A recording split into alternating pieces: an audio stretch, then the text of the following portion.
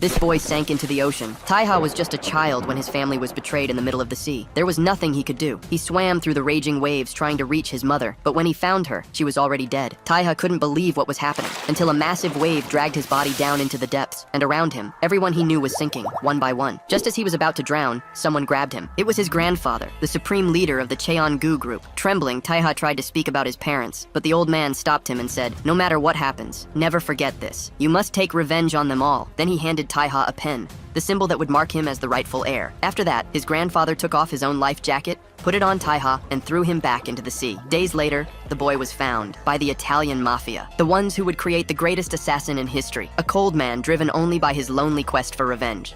The cause of it was a large cargo ship passing through the area. A person smiles while their face is obscured by the light. Taiha was very scared and confused after being rescued. Two guards equipped with rifles are surprised to see that the child is still alive. One of them begins to shout for his boss, announcing that the boy is okay. Hearing a language different from his own, the protagonist realizes they are both Italian. The man continued trying to communicate with his boss. Someone seems to hear that call. While one of them complains about his boss being in that place again, a heavyset man asks if the child can understand him. However, Taiha observes the tattoo standing out on the man's neck. Thus, the protagonist understands that, with that tattoo and those weapons, the people on that ship are not ordinary. Suddenly, the leader of the group leaps from where she was. Startling him, the woman lands in front of the boy, questioning how he reached her ship. Her subordinate warns that the child might not speak their language. Irritated, she orders them to bring someone who can help them communicate. Taiha just watches them, slightly nervous, not knowing how to react. However, surprising the woman, he speaks in Italian, explaining that he was on a yacht that was attacked nearby. At this, she questions where that impressive child came from. He explains that he is Korean,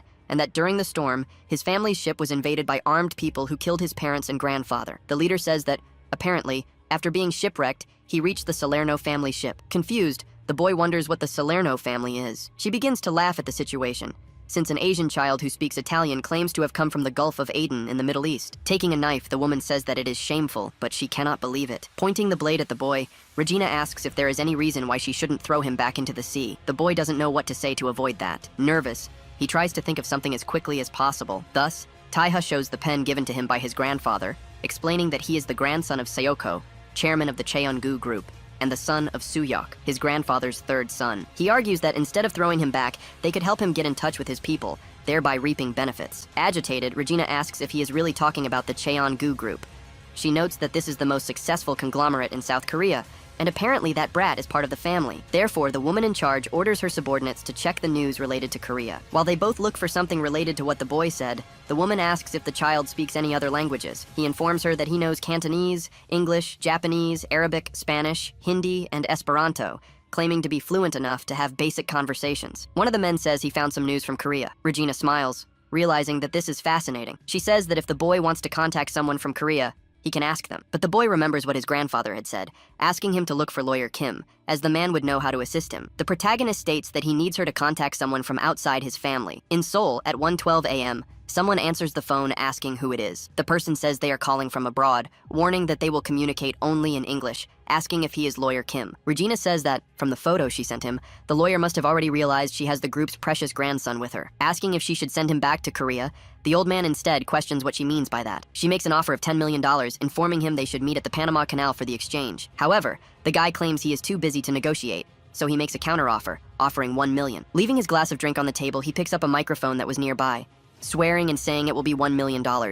While dancing with some people, the madman says he will pay $1 million if she kills Taiha. Ordering the woman to kill the boy and send him video proof within the next 5 minutes, he promises she will receive $1 million as a reward. Regina asks what would happen if he didn't send the money after the job. While everyone watches, the lawyer assures her that he only needs to make 3 taps on his phone to send such a small amount. Furthermore, if she doesn't do it, Kim says he will release to the press that they were the ones responsible for the attacks. Hanging up the call, he tells his master there is no need to worry, as he has contacted some mercenaries near them. Thanks to that, the Cheon-gu group is now all theirs. The boy was still paralyzed by everything he heard. After all, that man wants him dead in the next 5 minutes. Making him increasingly scared, the woman says that, apparently, that's how things work, since because of that, her reason for keeping him alive is gone. Terrified, Taiha begins to beg them not to kill him. However, Regina states that he is no longer a member of a rich family. Besides, they are likely already preparing a funeral for him, questioning if the boy knows what that means. Claiming that this is quite common in her world, people killing others to take over their assets and achievements. Terrified, he complains about why his uncles and relatives are planning to kill his entire family. Both guards talk to each other, saying their boss won't kill him, but but she is having fun while teasing him. Trembling, he cannot believe he survived the sea only to die at the hands of people he doesn't even know. Wondering what Cheon-gu means, and if it was really worth killing his parents and grandfather for the positions they held. Suddenly, someone enters the room announcing they are under attack. The guy informs them that 3 patrol ships and an extremely armed military helicopter have appeared. She asks if it's Interpol. However, the man says no, and explains that they are ignoring their radio transmissions. Regina doesn't understand what is happening. After all, it would have to be someone very crazy to do something like that. Looking at the child, she finally understands the culprit, realizing that those Koreans must have contacted those people to look for that boy. Out of nowhere, Taeha stabs his right hand with the pen. No one understands what that child is trying to do. He says the Cheon-gu group will never give her the money. Furthermore, the woman has nothing to gain if she kills him. The trade leader of the Salerno family is surprised to see the boy's reasoning. The protagonist asks to join them, stating he will be loyal for the rest of his life if she helps him get revenge. The woman wonders how he learned the Salerno insignia. The crazy woman begins to laugh wildly. Excited, Regina tells Mateo to get ready, as she needs to start the show. Before leaving, she asks if the boy understands the weight of those words, questioning if he wants the power of revenge, even if he has to stain his hands with blood. Recalling that his grandfather had said that no matter the means necessary, he should inherit Cheon-gu at all costs. Decisive, the protagonist just nods his head affirmatively. With a smile, she says that barking dogs rarely bite, but even so, it was very interesting. The crazy woman kicks the door, asking them to follow her, claiming that, from that point on, the boy's life belongs to the Salerno family, so he will live and die for it. Therefore, he must watch carefully, as that is his future. Taeha watches indeed, left stunned by what he sees. With that, 17 years pass, and he finally returns to Korea. The boy asks his father and mother to protect him while he takes his revenge. However, he seems to be surprised by something. Turning around quickly to look back, he jumps to the side as several shots hit the spot. Several soldiers had arrived at the scene and fired numerous shots at Taeha. Getting out of some vehicles, someone questions if those insects don't even know how to aim. A security guard and manager of the Cheon-gu group orders them to search for the senior administrative director, stating that he doesn't know that man, but he is certainly a madman for thinking he could kidnap a Cheon-gu director. One of the subordinates tells the manager they found the car they were looking for. He orders everyone to be careful when opening the trunk, as the director is still alive. While he orders them to check his wounds, a large explosion occurs. The guy gets angry at the audacity of placing a bomb there. However, suddenly, half of his men have their heads decapitated. When he finally looks back, the rest of them are also killed. In an extremely fast manner, Taeha had defeated them all in moments. The guy notices he suffered a small cut on his waist. Nervous, he sees that this was thanks to the protective vests.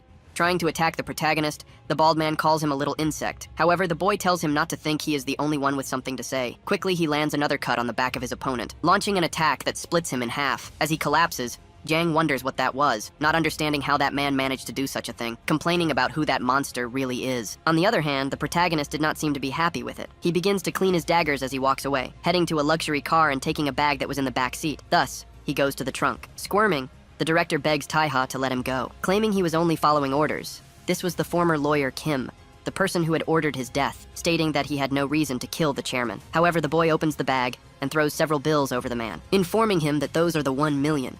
After all, that money must not have been delivered to him. Terrified, the guy asks what money Taeha is talking about. However, the director remembers that day. The protagonist takes a lighter from his coat, stating that, thanks to the fact that he died that day. While throwing the lighter, he says he was reborn. With that, Kim begins to be burned alive. Coldly, Taeha just watches with indifference. After that, he calmly picks something up. Placing a cigar in his mouth, the protagonist mentally tries to speak to his parents and grandfather, asking for forgiveness for taking so long, praying for them not to worry, and just find peace, claiming that he will take on all their suffering from that day forward. After some time, in the middle of the city, a modern building stood out among the others. The protagonist moved rapidly, determined to act. Some men questioned where he thought he was going, preparing to fire to stop him. However, the madman simply kills both of them quickly. Even so, Taeha did not seem bothered by the unexpected encounter. He continues walking through the hall calmly. Seeing the situation, a man sits on the floor, terrified by the scene. Scared, he questions the protagonist about who sent him there. The guy says they are part of the Cheon-gu group, claiming that Taeha will not be safe after doing all that. While cleaning his blade, Taeha says that this is Holdings, a private security company subcontracted by Cheon-gu. Their main function is the protection of directors and board members outside of working hours throughout the Gangbuk area. During their downtime, they stalk journalists or people who have reported on Cheon-gu. They then kidnap and assault them, even killing them. In other words, they are hired assassins. The people who had been captured were completely desolate and desperate. The protagonist simply throws one of the daggers to an old man. After that, he tells everyone to use it to free themselves and to make sure they never saw him there. Thus, The restraints are cut. The three were still confused by everything that had happened. The old man stands up and brings the knife back to the boy. Running, they give thanks as they leave. On the other hand, the company member orders everyone to come back. One of the fugitives looks back while hearing the man complaining. The heavy-set man questioned who he was, asking if Taeha was part of their family. Removing his mask, the boy says no, and explains that he just wanted to have a more private conversation. He states that he needs the schedules of everyone on the board, from the directors to the chairman. The guy says he doesn't know, and even if he did, he wouldn't say, since he and his family would be dead if he did. The protagonist says that apparently, the man prizes his life, stating that he will start with his eye and as soon as he feels ready, he should raise his hand. On a building, a large screen outside showed news related to some celebrity. In contrast, several people were sitting on a staircase in a state of homelessness. Because of the heat, even a cicada lay dead on the ground. Breaking the silence of the place, someone seems to be in a hurry. While walking, Taeha notices that a cigar would draw too much attention, wondering if he should try Korean cigarettes. The avenue was very busy at that hour. He says he has finally returned to Korea and so far, everything seems normal. But he notices that his country is going crazy, with various advertisements related to credit and insurance being announced everywhere. A politician was giving a speech, stating that he would use his power and influence to eradicate the epidemic of crime and violence. He claimed that, from that day on, his war on crime would be publicly declared. However, his speech is interrupted by someone pointing a gun in his direction. It is said that in 1990, the president was killed during his campaign against organized crime. Since then, no one has opposed criminal groups, making the country a place succumbed to violence and money. The boy walked through the streets lost in thought. Thus,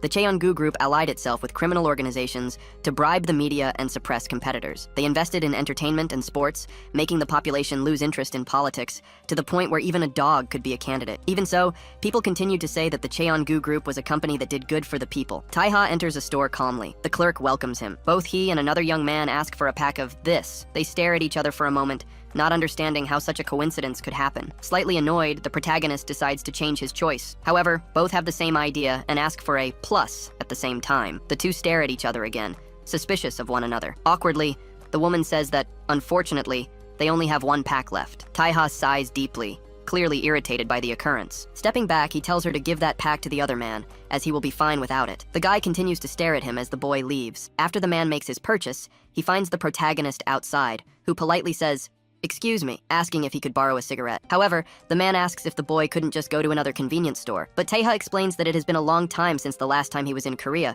so he would like to try it quickly. The guy gives up on trying to avoid him. While handing over one of the cigarettes, he says he can't believe someone wants to try that tasteless thing. Walking along, the man says he will get a fine if he smokes there, so he recommends waiting until they reach a smoking area. Observing this, Taeha admits that when you have been in a mafia for about 17 years, a simple look is enough to evaluate a person. Assuming that guy is strong as those he faced abroad, he wonders if such people are common in Korea. Also departing, the protagonist declares that he would not like to meet him again. After some time, that same man arrives at the place where the protagonist had carried out the massacre. While smoking, he calmly observes one of the bodies. Bending down, the guy looks more precisely at the corpses. He notices that all were fatally wounded by stabs from a blade with a length close to that of a sashimi knife. Putting out his cigarette in the pool of blood, he picks up his phone and calls his employer. His master warns that he had already told him not to call at that hour. The man asks if the guy has a meeting later, informing him that the best choice is to cancel the appointment. After all, the assassin who killed Director Kim might be after him. The guy who was calmly drinking his wine questions what is happening. His subordinate explains that he went to the security company and found them dead. From the wounds, it seems to have been a solo attack. Besides the assassin not being an ordinary person, it is very possible he knows the exact location of the meeting. However, his master says that a family meeting during emergency events is a custom of the Cheongu Group, questioning if his subordinate really thinks someone would invade a meeting that only family members know about. He states that he sent him so he could hunt that man discreetly. Getting lost in his thoughts, the guy notices that the wounds from that knife remind him of something. He remembers the protagonist asking for a cigarette, specifically his hands as he took the cigarette. He asserts that if he doesn't use knives, there is no way he could have gained all those scars on his palms. With this in mind, Huimin asks his master if there is anyone in his family who is good with knives. Laughing, he says those people can barely slice an apple. Furthermore, everyone is present except for the children. Therefore, he offers another 100 million for Huimin to guard that place and ensure its safety. Leaving the office, the guy says he will go to the meeting. Even so, he asks for security to be increased. Irritated, his master simply says he understands. Handing his cell phone to another employee, the man says that the madman is just a gangster and still thinks he can give him orders. While walking through the hallways, he tidies himself up and prepares for the meeting. Arriving at the meeting, he greets his boss and asks when the chairman arrived. Talking on the phone, Huimin communicates to the leader of his gang that he plans to help the Cheongu Group for one more day before returning. However, he is called a traitor. But instead of getting angry, He asks if his boss has been drinking. He informs him that they offered him another 100 million for the service, claiming that only a fool would refuse. Additionally, there seems to be a dangerous assassin on the loose. However, he notices that the protagonist was hidden in the alley. Quickly, Huimin finishes the conversation and says he will tell the details later, looking toward the boy. Feigning innocence, he asks if one cigarette wasn't enough. Taiha says that finding someone of that caliber near the scene of the accident is no coincidence. Claiming it was good, he followed him. Smiling, the man says it has been quite a day. First, they took a cigarette from him. Then they followed him. He ensures he can't believe he didn't notice him, admitting that was the first time something like that had happened. Moving toward him, the protagonist says that before they start, he would like to ask one thing, questioning if the guy is working with the Cheon-gu group. On the other hand, Huimin asks if he wasn't listening to the conversation, saying he is helping them temporarily. At that, the boy glares at him with a deathly stare. Drawing the two daggers from his back, he soon clashes his blade against the enemy's weapon. Both exchange looks, evaluating each other's skill. Thus, a frantic exchange of blows begins. However, Huimin leaps, getting above the protagonist. He swings his equipment to launch a strike. To his surprise, his bat is cut into several pieces. Seeing that, the gangster wonders when that happened. Furthermore, Taiha had disappeared in the blink of an eye. However, his opponent becomes nervous upon realizing something. The positions had reversed, and the one in the air now was the protagonist, who quickly prepares to finish the battle. With a certain fear, Huimin admits that the Cheon-gu have found themselves in big trouble this time, wondering how they became the targets of a monster like that. Taiha plunges toward his adversary while wielding his blades. The gangster doesn't know what to do now that he is without his weapon. The protagonist lands a blow, knocking the man to the ground, already preparing to leave. While wiping the excess blood from his knife, he heads toward the alley exit, leaving Huimin's body lying there. However, to his surprise, the guy asks if the boy is joking. Even wounded, he had not yet died. Asking if, even after all that, the protagonist is really just going to leave like that, he asserts that he will regret keeping him alive. Sheathing the dagger, Taiha explains that he has his own principles, warning that if he were with the Cheon-gu group, he would already be dead. He tells the man to stay out of his path. Otherwise, the next time he hears of him helping his enemies, he won't be so kind. Furthermore, if he cannot accept the fact that he was spared, he can simply view it as repayment for the cigarette. Still fallen on the ground, Huimin smiles as he realizes that a simple cigarette saved his life, admitting that this time it was very cheap. A little later, a car drives through the streets in a hurry. Obviously, the protagonist was the driver. For some reason, he seemed to be irritated and in pain. Seeing a wound at the level of his waist, Taiha says that at least the blow wasn't deep. While driving, he says that at least he can still move, hurrying even more, as he only needed 32 minutes. He says that finally, his revenge planned for 17 years will bear fruit, with only 32 minutes left until the conclusion. Again, the boy is taken by memories of when he was a child. His mother begged him not to look, while his father used his body to protect them both from the gunfire. However, extremely scared and worried,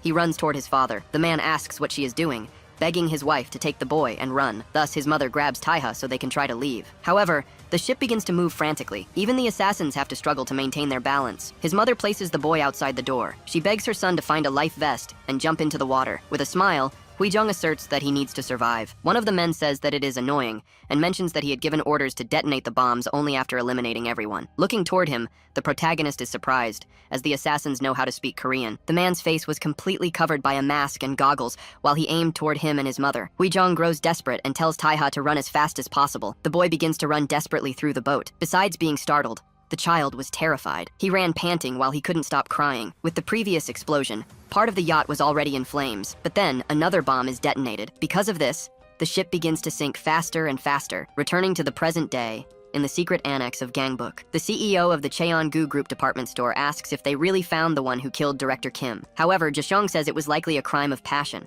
After all, the director had 2 secret lovers.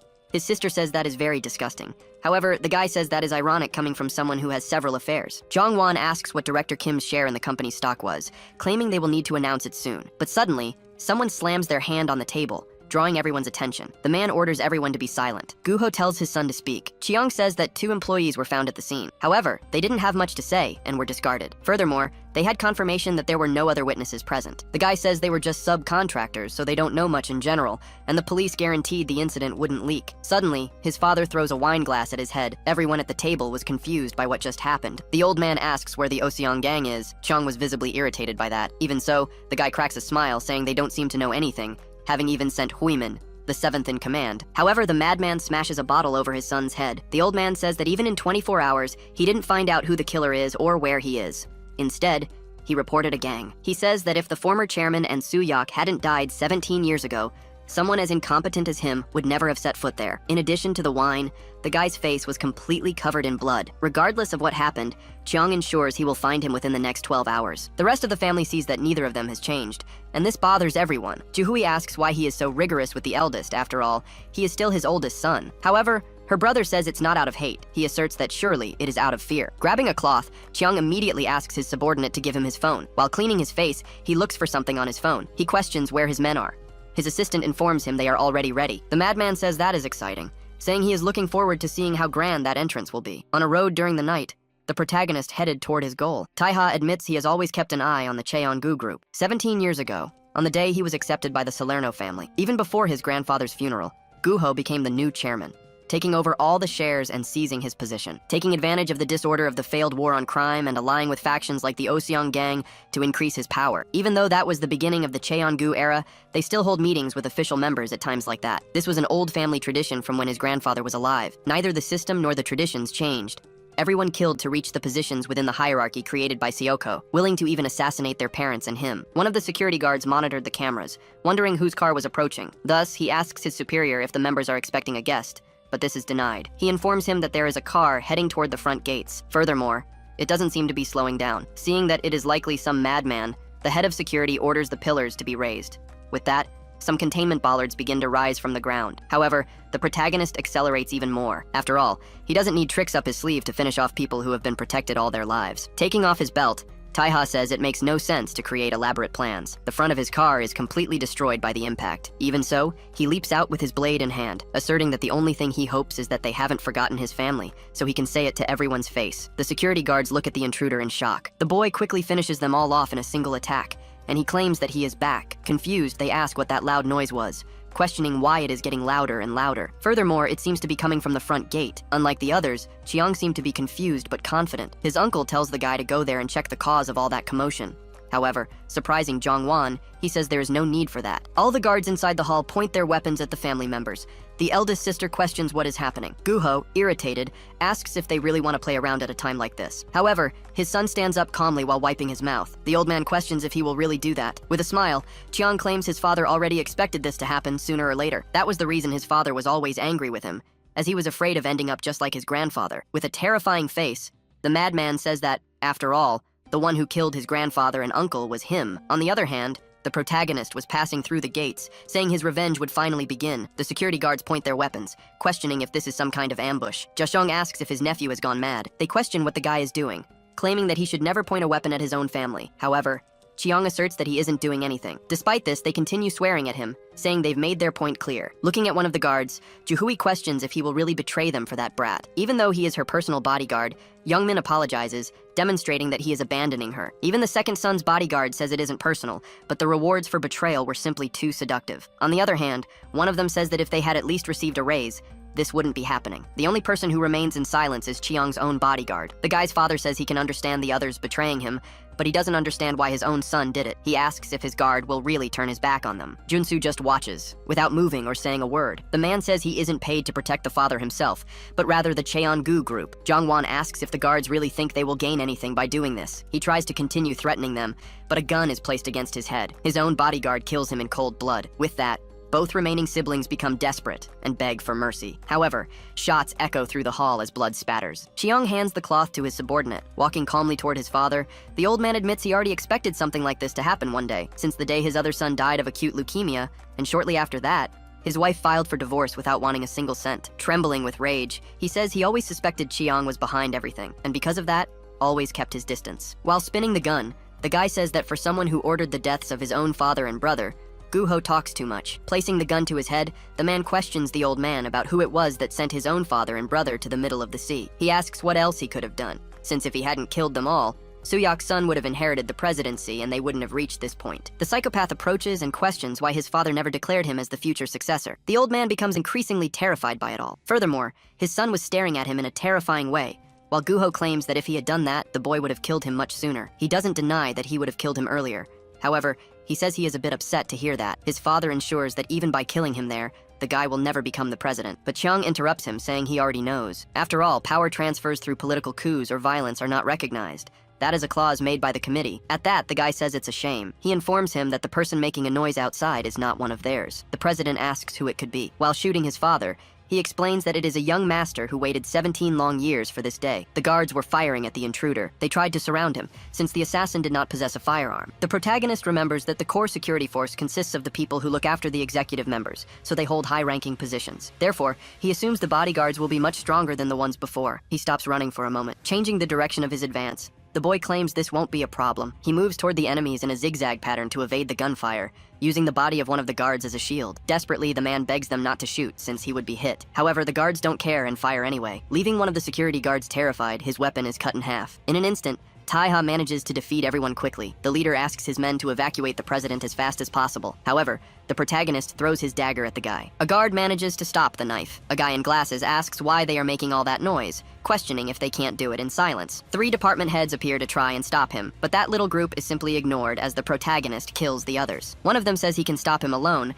and tells his companions to wait. However, even though he is extremely strong, Taiha was suffering from the wound he received earlier. With every passing minute, the wound seemed to get more serious. Coming to his senses, he realizes his enemy's fist is already extremely close to his face. Thus, his only option is to block the attack while being thrown backward. He manages to regain some of his balance, but unexpectedly, a shadow rises above him. The man asked how he dared to attack that place, and on top of that, be distracted while invading his territory. However, the protagonist agrees and says it's not the time to be distracted by wounds, launching a cut through the center of the man's chest. This startles his companions upon seeing that sudden defeat. Quickly, Taiha throws his remaining dagger at the 2 who are left. Both were no longer as confident as they were initially. Surprisingly, the intruder had already landed a blow on the man who defended his long-range attacks. Chulho can barely keep up with him with his eyes. Picking up one of the knives he had thrown, the protagonist cuts off the head of the last department head. Thanks to that, he had defeated all the security guards outside. While walking to the entrance, he sees his second dagger. He picks it up calmly, as if there were no one else there. While wiping away the excess blood, he assumes he took longer than expected. Even so, the place is strangely silent. Wondering if they managed to escape through some secret passage he didn't know about, the boy begins to walk through the house without knowing what awaits him, finally reaching the room where everyone was dead, and only Chiang remained seated amidst the blood, welcoming him. He also congratulates him for making it this far, asking if he wants to sit down to catch his breath and rest. Seeing all that, even the protagonist doesn't understand exactly what is happening. Observing Jashong's body with a bullet hole in his forehead, as well as his aunt Juhui, even Zhongwan had met the same fate. The current president was also dead. Standing up, his cousin says he looks better than he imagined, claiming that modern assassins must take better care of themselves. Greeting him formally, Chiang asks if he recognizes him. On the other hand, the protagonist only says the man's name and the fact that he is Guho's eldest son. Laughing, the madman says he doesn't remember them being so close to the point of him calling his father by his first name. Suspicious, Taiha simply observes that abnormal behavior. His cousin says he waited there because he thought it was disrespectful not to greet him. Plus, he needs to explain a few things, informing him that if he doesn't want to sit, they can remain standing, as it won't take long anyway. Chiang questions if the boy remembers that day 17 years ago, the day he was rescued by the Italian mafia. Interrupting his speech, his bodyguard warns that the helicopter is ready, claiming they must leave soon as it is very dangerous. Getting irritated, the guy warns that he had asked her to call him only after he finished speaking. However, Taiha is suddenly surprised by something, clearly demonstrating he didn't expect it, saying he recognizes that voice, the voice of the one who killed his family 17 years ago, recalling the man who pointed the rifle at him and his mother, the person who complained about the early explosions while laughing beneath the mask. Extremely angry, Taiha asks if he was that worm. The madman begins to try and hold back his laughter, stating he doesn't have much to say, telling the protagonist to stop talking to him so casually, as it's making him want to kill him. Charging forward, he tells the guy to try, as his goal from the beginning was to wipe out the entire family. But his cousin begins to say that there is a saying that when you are in Korea, you must act like a Korean, ordering him to switch his speech. Irritated, Taiha begins to try to understand the situation for certain. He realizes that Chiang knows he survived 17 years ago, and also knows about the fact that he is a Salerno assassin. He wonders why Chiang waited until his return, 17 years after the event, to stage a coup. Trying to get the boy's attention, the guy asks him to truly listen, saying he is about to begin. Only then does Taiha understand that, in reality, that madman doesn't want a coup. He wants to blame Taiha for the attack, claiming he was the one who led it, so that Chiang can successfully take over the presidency. Junyak tells the young master that they don't need an introduction. The protagonist simply holds his dagger out in front of him. The bodyguard begins to fire at the boy. However, the assassin manages to deflect all the shots. Using his blade, he diverts the trajectory of the projectiles, rapidly closing the distance between them. However, another guard delivers a hard blow to the boy. Even knowing there would be more, he couldn't predict the hit. Unlike the other, The man introduces himself as Junho Park. Avoiding being cornered, the young master moves backward quickly, stopping in front of his adversaries. Without wasting time, Junhyuk begins to fire at him again, admitting he is faster than the rumors, saying he would dominate track and field if he were a professional. His partner blocks the protagonist's escape. Even Taiha becomes a bit nervous about the situation. Junho asks if flexibility is the secret to the young master's success, quickly delivering a frantic sequence of attacks. Taiha notices that they are strong, completely different from the ones he faced outside. However, if it weren't for that wound, he could even face them without a problem. Noticing that Chiang seems to have lowered his guard, he realizes this might be the only chance before the guard Junsu arrives. Additionally, if the woman beside him is Da-in, there are 3 guards present. However, there were 4 members at the meeting. Unexpectedly, his thoughts are interrupted by Junho preparing to attack him. Thanks to the reflection in his adversary's pupil,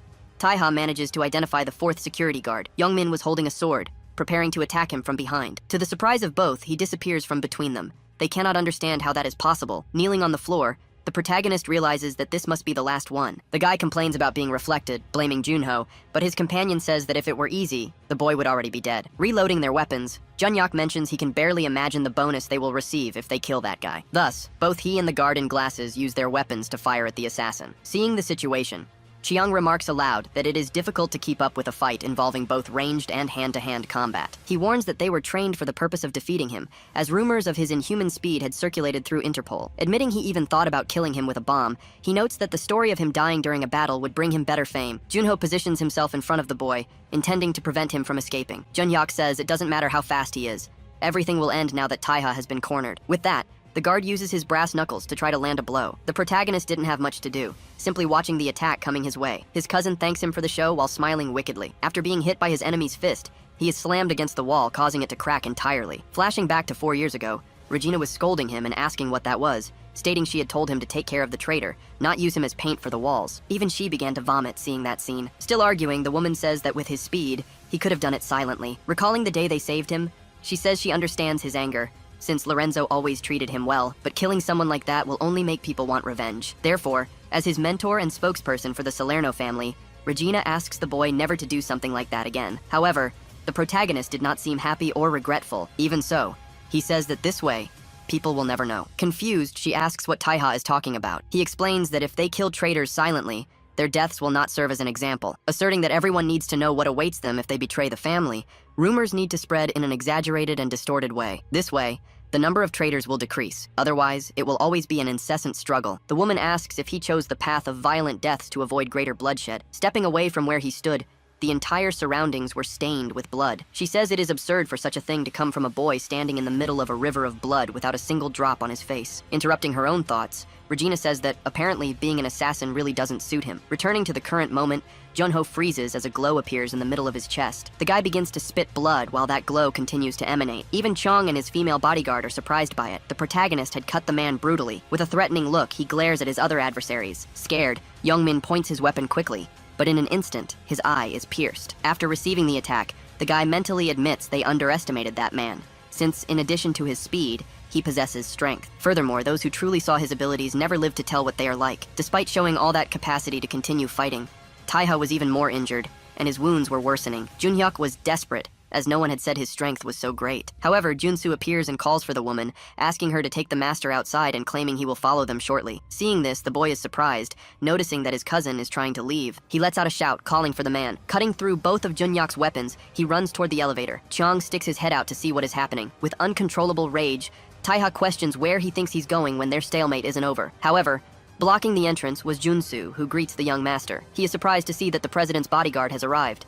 Nonetheless, the boy leaps, telling him to get out of his way. But surprisingly, the man stops both knives with a single hand. Preparing to punch him, the old man observes that the boy has grown a lot, admitting he is impressed. With that, the man lands several blows all over the protagonist's body, causing practically all his ribs to fracture. Consequently, Taiha begins to spit blood after all that damage. Breaking the blades with his hand, Junsu declares that, unfortunately, this will be his end, landing a knee strike in the same spot and throwing the assassin's body far away. However, the old man is surprised to see that his clothes had suffered a cut. Looking at his subordinate, the man tells Junhyuk to get up, claiming he knows he is fine. Nervous, he admits he thought he was finished. The old man warns that the building will explode soon, ordering him to take his companion and leave. Lying on the ground was the protagonist, who appeared to be dead. Reaching the rooftop, The president's bodyguard heads toward the helicopter. Chiang questions if he concluded the job. The man ensures he did and informs him that he will detonate the building as soon as they take off. Junsu says he will make the preparations to take off, but the guy tells him just to keep the door open and get them in the air. Putting on the headset, his guard warns that they will fly distracted inside the helicopter,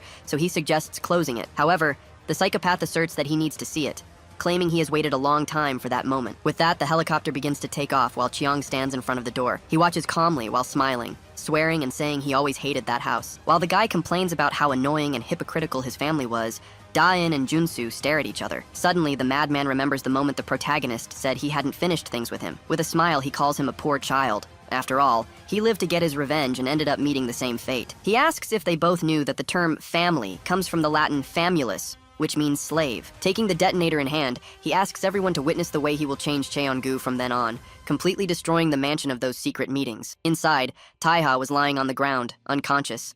Still dazed, he sees that it is the sound of the helicopter, and realizes it's all over. Changing his mind, he declares that he still has time. On the other hand, Cheong watches the detonation of the place. Throwing the detonator down, the guy says they really finished in a flashy way. While the protagonist leaps through the flames, the madman says he will lie down for a bit since it's so hot, telling his subordinates to go straight to the headquarters. However, Taiha hits him with his knife. Nevertheless, he only manages to hit his calf. His cousin begins to scream in pain. Both guards stand up, worried about it. Irritated, his cousin calls him an insect and asks what he is doing. The protagonist questions if he really thought he could escape after destroying so many families. Because he is hanging from the knife, his weight causes it to tear further into Cheong's leg. While blood gushes, Taiha says he will kill him, no matter how. Diane grabs her weapon and asks her master to step back. However, the madman takes the pistol and says he will do it himself. Pointing the gun at his cousin, Cheong questions if he really thinks he is the hero of that story. Asserting that he is the main character, he calls him an outcast and tells the boy to die. While falling, Taiha manages to avoid the fatal shots, even if he was hit in other spots. With that,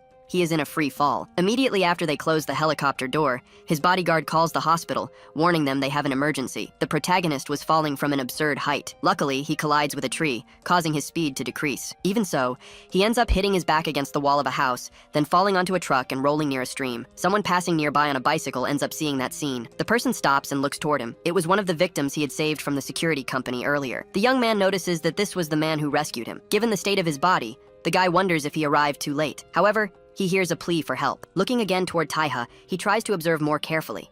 The protagonist was asking for help while barely managing to stay awake. Even extremely injured, he continued saying that it isn't over yet and asking for help. In a messaging app, someone had sent an 11-minute audio file. The person was requesting backup, informing that the guy had refused the breathalyzer test 3 times and insisted he was Congressman Kim. A man was writing something down while listening to the audio of the former director Kim, using his influence to threaten police officers. He asks someone if the voice and name are clear enough. The person questions where the director is at that moment. The young man informs him that he is likely at the station giving a statement and will head home shortly. His companion seems a bit hesitant. Consequently, the guy offers 200 and asks if that is enough to take down a major figure from the majority party. For a certain period, the only notification was that the person was typing. But to his surprise, the counteroffer is only 30. Obviously, he becomes extremely frustrated by this, asserting that it is worth much more. However, the buyer claims it isn't even election season, so no one cares about those old men. The guy says that apparently the buyer doesn't understand the current market, informing him that for a normal person they pay 1x, but for a celebrity it's 10 times. However, if it is someone related to Cheon-gu, the value is equivalent to 1,000 times. Taking a deep breath, he realizes that everything revolves around Cheon-gu. After some time, it was reported on the radio that an accident had occurred at a tower. Uninterested in that information, the guy turns off the device. He was preparing to leave. However, instead of being on the street, he was in a restaurant. The owner was already making preparations to start the day. The woman warns the young man that he will be late if he stays there. The boy says he's fine and claims he will arrive on time if he goes by skateboard. Thus, she tells the guy to eat something. However, if he did that, he really would be late. Suddenly, someone appears saying that the boss should stop playing around. A man enters, saying the owner should sell the place before they stop being polite. Boksu asks the young man if he doesn't agree with him. The lady questions if they are already there first thing in the morning to collect money, claiming that delinquents certainly know how to keep themselves busy. The woman asks the boy not to worry and to go to school, stating that nothing will change anyway. Even though he is irritated, there is nothing he can do. Picking up a knife, the madman says she shouldn't say those things rashly, claiming they are already 2 months behind. The guy tells the woman to sell the building and collect as much as possible, stating that both their interests align. She says she would never sell that place for crumbs, telling him to study basic arithmetic before coming back. On the other hand, the kid was at a station waiting for his transport. Exhausted by it all, he just sighs, not knowing what to do. He admits that in the district where he lives, the fights over redevelopment are rampant. With disputes between groups like Cheon-gu and Oseong, It is a very neglected area. It has turned into a lawless land where small gangs try to take advantage of the people living there. People like him and that lady have nowhere else to move. Upon his return, the restaurant owner had several bruises on her face. Even so, she only asks him to clean the tables. Worried, he asks her what happened to her face. A customer says he saw some men from Yaburi leaving earlier. Extremely irritated, the man says they are likely trying to pressure people into selling their buildings so they can redevelop them. She asks him not to worry and tells the brat to put his backpack in the back of the shop. The boy does as the lady asked. However, he throws everything aside in anger. Irritated, the boy laments as he realizes he really needs to do something. He recalls that before his father passed away, Dr. Young-suk was a great friend of his. She was once a professor at a medical school, but ended up crossing paths with the Oseong gang. Regardless, she looked after him. Everything that happened wasn't her fault, nor was the restaurant, even though her food is good and the dishes are always well made. Interrupting his thoughts, an idea springs to mind, remembering what that guy told him over the phone. After all, someone from the Cheon-gu group is worth 1,000 times the normal value. Thus, the boy sends him a message again. The guy asks if he has any news. Though nervous, the kid tells him everything he has, sending some images that proved his story. He claimed that a bodyguard for one of Cheon-gu's security directors, Juhak, was hooking up with Miho, the leader of the ladies' gang. Still very afraid, he awaited the buyer's response. Not quite understanding, the guy asks what the boy wants with that, but soon remembers the values mentioned previously. The next day was a sunny Saturday. Some men in suits approach and ask if he is gray.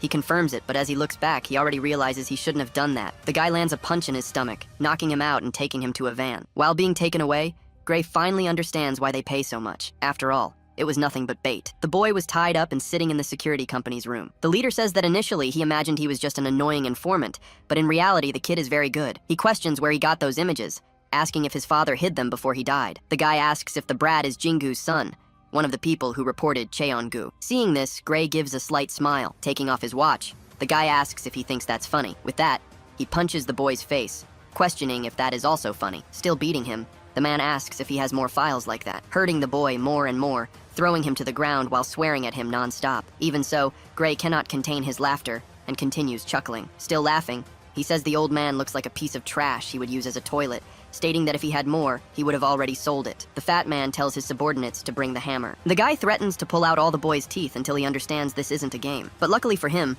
one of the security guards calls the old man. His subordinate warns that a call from HQ has arrived, stating they must provide security for the emergency meeting.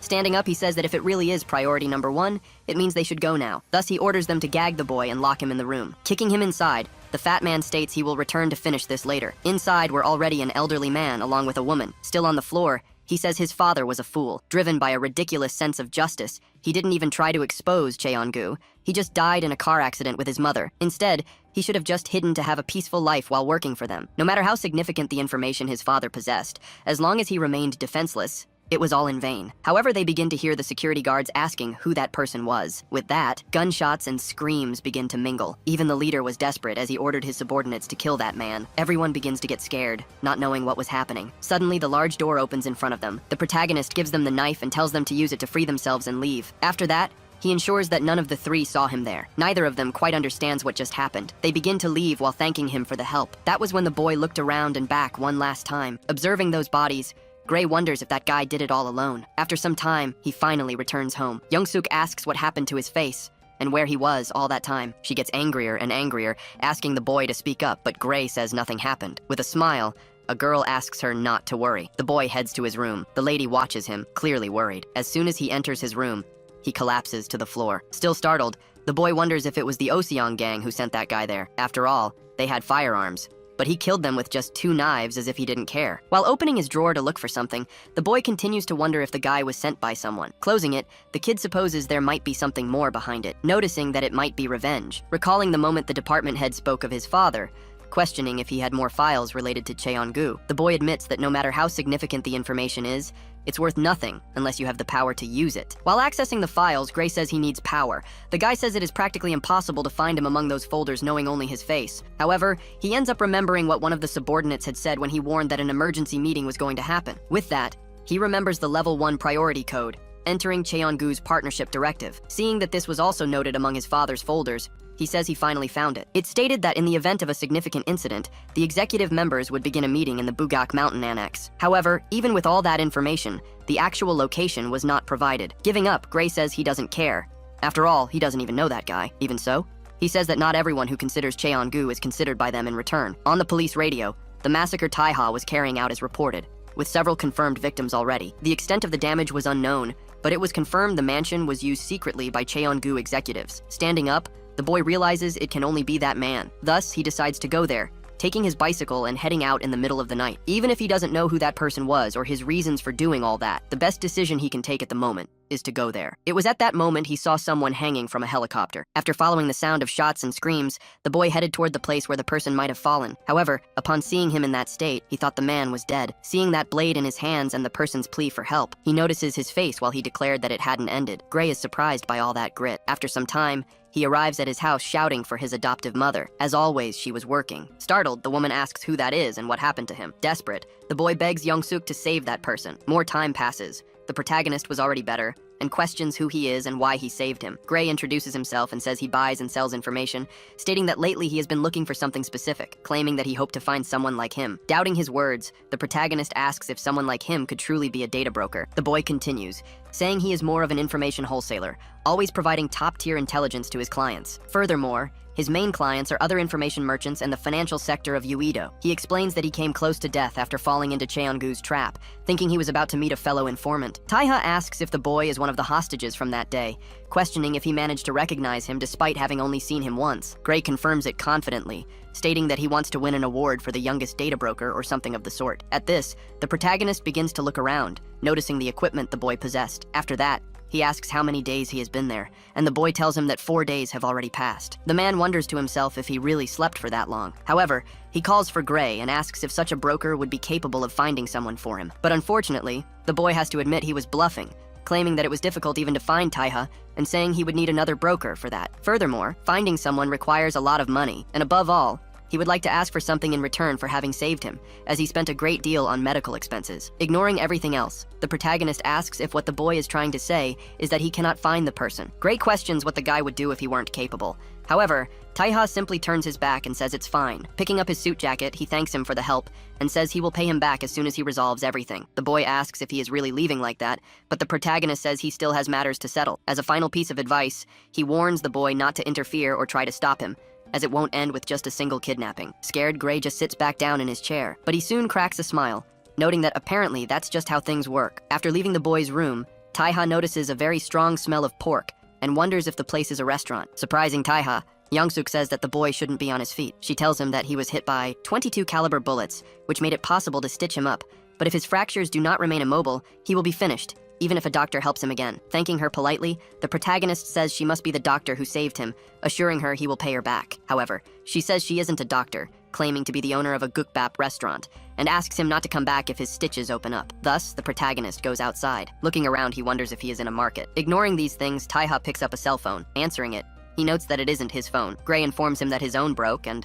until it's fixed, he can keep that one. Saying there should also be a box in his pocket with earphones, he asks the protagonist to use them. Picking up the device, Taiha is surprised by its size. The kid explains the battery, connection, and microphone, also alerting him that the first button on his shirt is a camera. The protagonist says he was very clear, claiming the boy will die if he gets involved with him. However, to his surprise, the boy asks why he is exterminating the Cheongu family. The boy asks him not to be surprised. After all, even with Korea being a mess, something like that wouldn't go unnoticed. The entire country fell into chaos while he was unconscious, with news that the entire Cheongu family had been victims of terrorism. Taiha questions why he would want a favor, even knowing that. The boy explains that in that neighborhood, there are many power struggles between Oseong and Cheongu to secure redevelopment rights. Besides the two gangs closing in on the area, there are many other problems making life difficult. Even so, since the protagonist's problem seems more urgent, he will help, but in exchange, he wants assistance in the future. Until everything is resolved, they cannot lose contact. However, should Taiha refuse, he says he would have to turn him over to the Cheongu. Obviously, the man does not like this at all. Nevertheless, he says he wants to see what the brat is made of. After some time, he was already walking in a busier area, heading to a luxurious building. Taiha had gone to a kind of bank, where he had a unique safe. With that, he opens one of the drawers in search of something. Gray admits that he didn't know a company like that existed in Seoul, questioning if they could be tracked by it. But the protagonist explains that these companies work based on trust, so they would never consider dealing with other businesses. He says that people usually go there to hide jewelry or sins, making it the safest place possible. Seeing this, the boy realizes that, apparently, the guy is prepared to disguise himself. He becomes pensive, observing Taiha's actions. He is confused, since the assassin had no firearms, and a knife wouldn't be enough. Many drops of sweat begin to fall to the floor. His body was getting heavier, making it difficult to maintain a neutral face, also feeling as if he were being stabbed. He felt just like when Regina used to hit him. The protagonist questions if the boy found the guy he had asked him to look for. He asks if the CEO of the company, Night Move, Pil-jung, is the broker who helped him enter Korea. Apparently, he worked in Europe, became famous in the field, and is supposedly looking for a clandestine ship to go to China. Gray explains that border pressure increased after the guy did that to the Cheongu family. The protagonist tells the boy to announce to the traders that there is a ship available with rates 10 times above normal. His companion asks what he is going to do when he finds that guy, questioning if Taiha wants to leave with him. Putting his knives into their sheaths, he informs him that he is going to kill him. The reason he almost died that day was because someone leaked his information. The only one who knew where he was Pil-jung. Coldly, the protagonist claims that traitors must die. Later in a church, he admits he doesn't care if it's a longtime friend or not. A hooded person enters the chapel. Approaching the confessional, the man calls for the priest and asks if they can talk. He speaks a specific phrase. Everyone brings water to their own mill. Pil-jung complains about the place being very stuffy, wondering why they are meeting in a sacred place. He claims that he might not look like it, but he is a devout Catholic nonetheless. However, the so-called priest only asks where the money is. The informant looks for the money in his bag. Showing the 100 million won, the guy says it was more profitable to exchange it for $10,000. Changing the subject, Pil-jung says he needs to know something. After all, that country is full of frauds like him, so he can't trust the priest. Gray warns that there are many men outside. Suddenly, several people enter with melee weapons in hand. The madman states it is very strange for someone to secure a ship that even he, an information professional, couldn't find, claiming that the rule of that line of work is clear. If someone lies, that person must pay with their own life. He admits the protagonist must be prepared to face the consequences of his actions. But, startling the guy, Taiha says he can hardly believe he wouldn't recognize the voice of his own friend. Pil-jung doesn't believe what he is hearing, saying they had assured him they had killed him. The man soon realizes there is no point in saying anything. Even so, he claims he was a fool, as he should have suspected as soon as he realized the password was an Italian expression. Trying to explain himself, his friend says he lost everything due to gambling, ended up in Korea, and racked up huge debts in the Cheongu casinos. While reaching for his weapon, Pil-jung tries to convince him that he wouldn't have said anything if he knew they would try to kill him. But before he could finish his sentence, Taiha thrusts through the wall of the confessional and pierces his throat. He falls into despair while trying to stop the bleeding in his neck. The men outside ask what is happening. Through the camera on the protagonist's shirt button, Gray could see the guy's body and all the blood that had spread. Obviously, Gray is terrified. Besides having all those injuries where many would barely be able to walk, Taiha was still going to fight. Leaving the booth, the protagonist says that Pil-jung certainly ordered them not to bring guns to avoid conflicts. The psychopath tells everyone to pray before they begin, asking them to tell God that they will soon be joining him, stating that it doesn't matter if they are contractors or subordinates of his friend. Gray didn't know what to do, seeing all of that. The protagonist says that the mere fact that they are armed with clubs and knives is enough for him to consider them a threat to his life. In that case, there is no reason for him to go easy. They ask what that guy can do with a broken arm. One of them runs to strike, saying that, apparently, there is money in the confessional. The protagonist simply prepares to defeat them. The boy admits that the assassin's broken arm isn't the only problem, since he has fractured ribs and gunshot wounds. However, he moves smoothly while dodging the attack, and, with a single movement, he pierces the back of his opponent's neck. Already moving to attack the next one, he dodges the blow again, while simultaneously cutting the man's throat. Quickly, he throws the dagger into the neck of another. One of them runs to try to stab him. However, the John Wick uses his sling to immobilize the enemy. Quickly, he lands an elbow strike with his other arm. With that, Taiha had defeated all who went against him in an instant. He explains that when someone gains the advantage at the beginning, it is hard for opponents to avoid losing their way. Considering all that money dangling before their eyes, it was obvious that adrenaline would take control. Even so, there was someone else among them. One person possessed something they shouldn't, but some of those guys charge at him. The protagonist takes a simple step forward and in doing so, disappears before everyone's eyes. Using his speed, he passes through the men. Obviously, his goal was to kill whoever could hurt him the most. The two who had stepped forward to attack him become extremely confused. Even Gray cannot understand what happened. With that, the gun falls to the ground after his charge. He calmly begins to turn toward the remaining men, asking who is next. Despite all that chaos, on the outside, the church did not seem to be affected. In the parking lot, a single car was parked at that hour. Gray was inside, unable to believe what he had just seen. He assumed that the man almost didn't seem human, since even with a wounded body, he still did all of that. Suddenly, Taiha calls for the boy and asks if he is listening. The protagonist asks the boy to go to the confessional and get a bag of money, as he doesn't have the strength for it. The brat asks, terrified, what he is talking about, but the guy says he knows he is in the area. After all, he warned him about the men before they appeared. Gray doesn't know what to say in that situation. Even though he's a bit nervous, he simply accepts the mission. Thus, the kid leaves the vehicle and heads toward the church. With that, the boy goes to the door. A bit hesitant, he opens the doors. In front of him, the church was completely stained with blood and bodies. Sitting on one of the pews was the protagonist.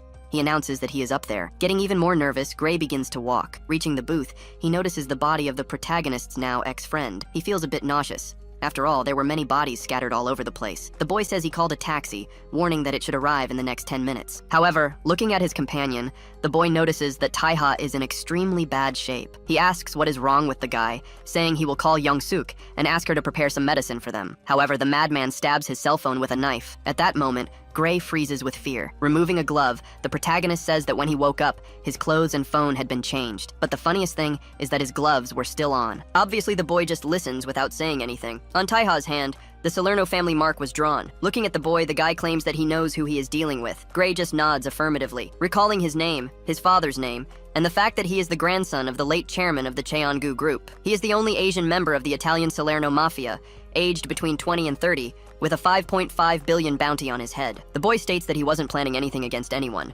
ensuring that not even the lady knows, claiming he just needs his help. Taiha asks if that value is worth more than the risk of losing his life or receiving the reward for his head. Gray tries to say that the reason he and his adoptive mother live in hiding is because of Cheongu, but the protagonist interrupts him. He ensures that the best choice for the boy would be to hand him over to Cheongu instead of doing all this. Recalling the conversation they had earlier, when the kid said he wanted to win an award by becoming the youngest broker. Noting that the reason his career is stagnant, even though he could do more and even join the action, something no one in the business would do, is his lack of experience. That is why the big informants are usually older. With that, he questions if Gray wants to enter a much larger arena. A little later, in a large modern building, two people were walking through the hallways, while one told the other not to say anything other than what he was directly asked. Huimin gets angry and ensures he would never say anything that would put Oseong at a disadvantage. His companion says that the gang members are not known for knowing how to express themselves correctly. Even though he is irritated, the guy has no way to refute it. The two enter while the man apologizes for keeping that person waiting. Returning to the chapel,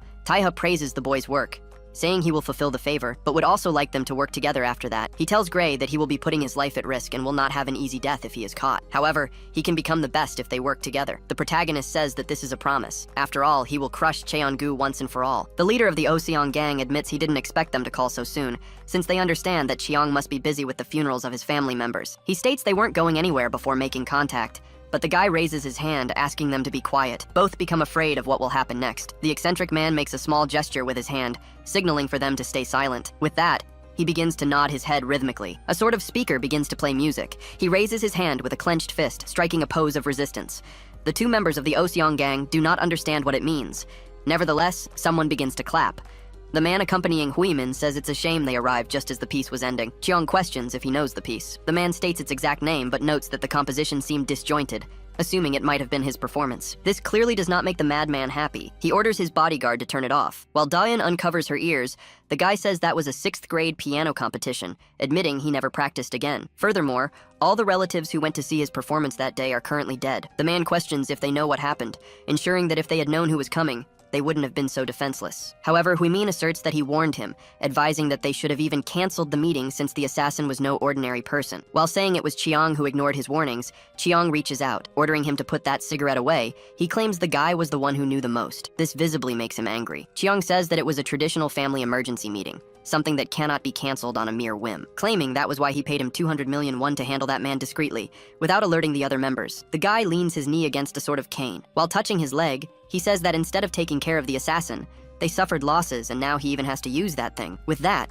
the man says he can't help but wonder how Huimin is still alive when all the other guards died. The guy claims he already explained, saying that the assassin is killing according to his own rules, and he didn't apply to them. With a smile, the madman says that perhaps a terrorist's rule is to avoid friendly fire. Obviously, this infuriates Huimin. He tells the guy not to bark those things, questioning if they really think he would put the honor of his organization and parents at risk. Chiang says it must be nice to have parents to support you, stating that even if he wanted to, his are already 6 feet under. Suddenly, the other Oseong member adjusts his glasses, preparing to intervene. The man asks who was responsible for taking care of the terrorist. The guy ensures this shouldn't even be questioned, stating it was Mr. Junsu. The girl again looks suspiciously at the old man. Huimin's partner asks the bodyguard directly. The old man obviously confirms it immediately. However, even the guy seems to remain suspicious. He says he understands and asks what Chiang wants from them. The madman states he doesn't care about money or anything of the sort. He just wants to ensure they stay quiet about the incident. And if anyone asks, Huimin has never seen the assassin before. The guy doesn't understand why Cheon-gu is trying to bury the matter. His companion lights a cigarette, asking if that's all they want. Chung tries to tell him to put out the cigarette again,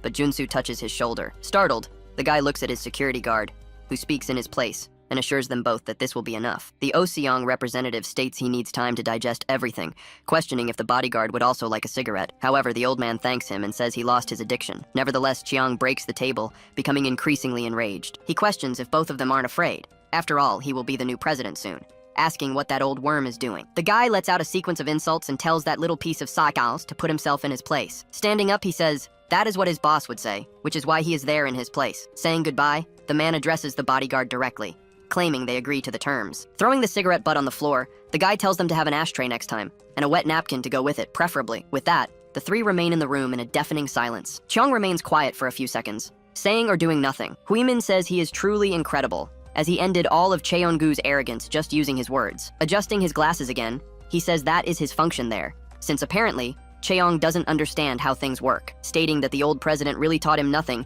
and that he deserved his fate for not taking care of that brat sooner. The guy is incredulous, asking if he is really trying to say that. Calmly, the older man claims the incident was likely a coup planned by Cheong to secure the position of president. The elevator opens and they resume walking, declaring that it is imperative they find the assassin who attacked the Cheongu group. Huimin tries to say the guy is dead, but his companion ensures that isn't true. After all, Junsu is strong, but he never kills people. The moment he asked the old man that, he was able to directly confirm his suspicions. The guy is even more impressed by the whole twist. He declares it's unlikely the man was hired by Cheong, since Junsu lost many men. The assassin was only used in the end. Huimin mentions that when he met him, the terrorist had said he hadn't been to Korea in a long time, asking if they should try to bring him to their side, perhaps even managing to subdue Cheongu completely. However, the man says that would be good, but even so, if he finds him, he must just kill him. The guy cannot understand the reason for everything before. However, the old man admits that what irritates him is the fact that Cheong called him, thinking Huimin is no match for the assassin. Therefore, the next time they meet, he must show them who the boss is. Japel admits he isn't Oseong's biggest fan, but he still hates to see one of his men get beaten. Returning to the inside, as some ice cubes fall into a container, Cheong ensures there is one thing he has become very good at. Thanking his father, he asks if either of them wants to guess. The room still had the broken coffee table, and both bodyguards remained static. Pouring the whiskey over the glass, the guy says he is great at picking up subtle messages. He says that when that old man asked if Taiha was really dead, the room felt as if everyone was holding their breath. Sitting on the sofa again, Cheong says his bodyguard had assured him he had finished off his cousin. However, Taiha jumped and injured his leg. Furthermore, his body has also not been found so far. Bringing the glass to his mouth, he stops for a moment. With a terrifying look, the guy questions if Taiha is still alive. Junsu asks if the guy is suggesting that he allowed the former young master to escape. The old man states that it was he who shot the boy from the helicopter. Cheong asserts that if Junsu had done his job correctly, that wouldn't have been necessary. The bodyguard admits the boy was stronger than he expected. Enraged, Cheong slams his glass onto the counter. He says that now they must move forward. Leaving the room, the guy states that his priority is the board meeting, claiming he needs to win their votes to enter the committee. The psychopath tells him that regardless of whether Taiha is alive or not, the old man cannot betray him, asking President Junsu if he's correct. The old man assures him that he never goes back on his promises. They head to the penthouse toward the helicopter, where Youngmin was already waiting for them. Cheong is surprised to see that the guard managed to survive. The man says this is different from what he was promised, asking him to reconsider his transfer. He claims he has served the Cheongu family for a long time, therefore he could not be transferred to be a bodyguard for a mere director. Irritated, he says that if he knew this would happen, he would never have betrayed his former boss. The madman approaches and questions who told the security guard to take a beating. Before doing anything, Youngmin looks at Dayan. While she simply lowers her head, his boss tells him to be grateful he wasn't discarded after his terrible contributions. Even so, he screams out for Junsu. The old man tells him to stay calm for now, stating he will be in touch in the future. With that, the helicopter begins to take off. Youngmin just watches them go. In a somewhat less structured part of the city, sat Mrs. Youngsuk's restaurant. Taiha says he now understands why Gray was able to identify him, since his late father was a researcher for the company. The boy says that with the tattoo on the back of his hand and the search for the 20-year-old Asian man responsible for the Cheongu massacre, it all made sense. Assuring him it's not so bad, the protagonist praises him, saying it wasn't bad at all. His adoptive mother states that, apparently, he seems to have too much free time. Youngsuk says that for someone from the Cheongu to return for revenge, he must have plans, declaring that the boy shouldn't be standing around talking. Causing Gray to spit out what he was eating, he asks if the lady would betray him just to see him busy. At the same time, the psychopath tells himself that traitors must die. His colleague tries to smooth things over, but the woman says that is only fair. She asserts that there is no way an assassin who lived his life for the mafia could trust other people easily. However, the protagonist says he was only resolving some matters that would be more important in case of emergencies. He asks the lady not to worry, stating that anyone hated by Cheongu or Oseong is not his enemy. Thus, Taiha goes back to eating peacefully. Both realize the assassin is likely stating he can take care of them in the future, if he is betrayed. Suddenly, those thugs enter the restaurant, complaining about the weather. He tells the woman to turn the air conditioning to the maximum, asking how she expects to pay her interest if the customers don't stay. Young-suk declares she has paid everything, questioning why they are making a scene again. She asks Taeha to come back after finishing his lunch and smoking, while also telling Gray to go to school. Boksu tells her to leave them alone, assuring her he won't do anything against the two. However, he seems confused and irritated by something. He says he had never seen that boy around there, questioning how someone could end up eating in a restaurant like that. On the other hand, the protagonist was surprised by the size of the radish kimchi. Becoming furious, the guy asks if the brat is choking on his food or something. Standing up, Gray tells the lady he is going to school. He heads toward the exit while looking back. Recalling that he asked his colleague to promise him something before listening to his favors, he tells Taeha not to kill or do anything of the sort, begging him not to set the neighbors against each other. The protagonist asks if the boy thinks he goes after people recklessly, but Gray declares that is exactly what he did. Returning to the subject, the guy asks what his request would be. His colleague reminds him that the 3rd district of Jangseo is in a stalemate between Cheongu and Oseong. When these disputes were actually about to turn into a mess, thanks to a local gang, Yaburi, the battle was halted. However, Taeha asks if a small gang was really capable of stopping a power struggle between Cheongu and Oseong. Gray reassures him that everyone's safety was guaranteed by Yaburi. However, they are also buying up buildings to create a housing cooperative so they can negotiate in future cases. The protagonist notices that apparently Gray does not agree with that. He states that if a deal were the solution, they would have made one already, noting that the mayor was elected with Oseong's support. Furthermore, Young-suk tried to talk to the boss, but apparently she isn't worth his time, so he asks Taeha to speak in her place. However, he could not kill or irreversibly injure anyone. The protagonist admits that, in his view, they are nothing more than common thugs, yet they were able to make the crime lords back down. He simply stands up while thanking the lady. Boksu, irritated, asks if he is really going to ignore him. He tries to go toward the brat, but Young-suk steps in his way. The woman states she already asked him not to touch her customers, saying she has already paid and questioning why the ugly one is there. The guy raises his hand to slap her, asking who she is referring to when she talks about a rotten face. However, Taeha stops the slap using a bowl. Thus, even before Gray could walk away from the shop, the 3 thugs go flying through the door. The protagonist walks out right behind them. The boy couldn't believe the madman did all that in less than 10 seconds. Terrified on the ground, Boksu asks if the brat even knows who he is. While heading toward the men, the guy mentally admits that his revenge consists of 30 grand schemes. Despite all the planning, some points were still uncertain. After all, he hadn't considered that his true enemy would be Cheong. Therefore, he considers that a failure, but he can guess Cheong's plan for the future, since despite being of the Jin family bloodline, he will still need to be elected as president by the board of directors. Thus, he will use the development of the Janseo district to disrupt the board, asking the delinquents to take him to their boss. While they ask if the boy is crazy, a girl on the other side of the street questions who he is. Suri asks if he wants to start a war against her gang alone. However, Taeha just answers negatively, calmly taking a cigarette and lighting it, informing her he is only there to talk. Suri questions what he means by that, asserting that it is impossible to believe him when his men are fallen on the ground while he says such things. However, the protagonist just looks toward them, understanding the situation. The boy apologizes, saying they don't seem interested in listening to him, therefore he doesn't want to talk to people like that either. Looking up, Taeha realizes that this is how they manage to keep both sides in check, with armed men scattered across all the buildings. He realizes that if these guys took over the entire city, the 3rd district of Jangseo would become a base for these armed forces. Furthermore, if one of them was a former officer, it is certain they have a very efficient system.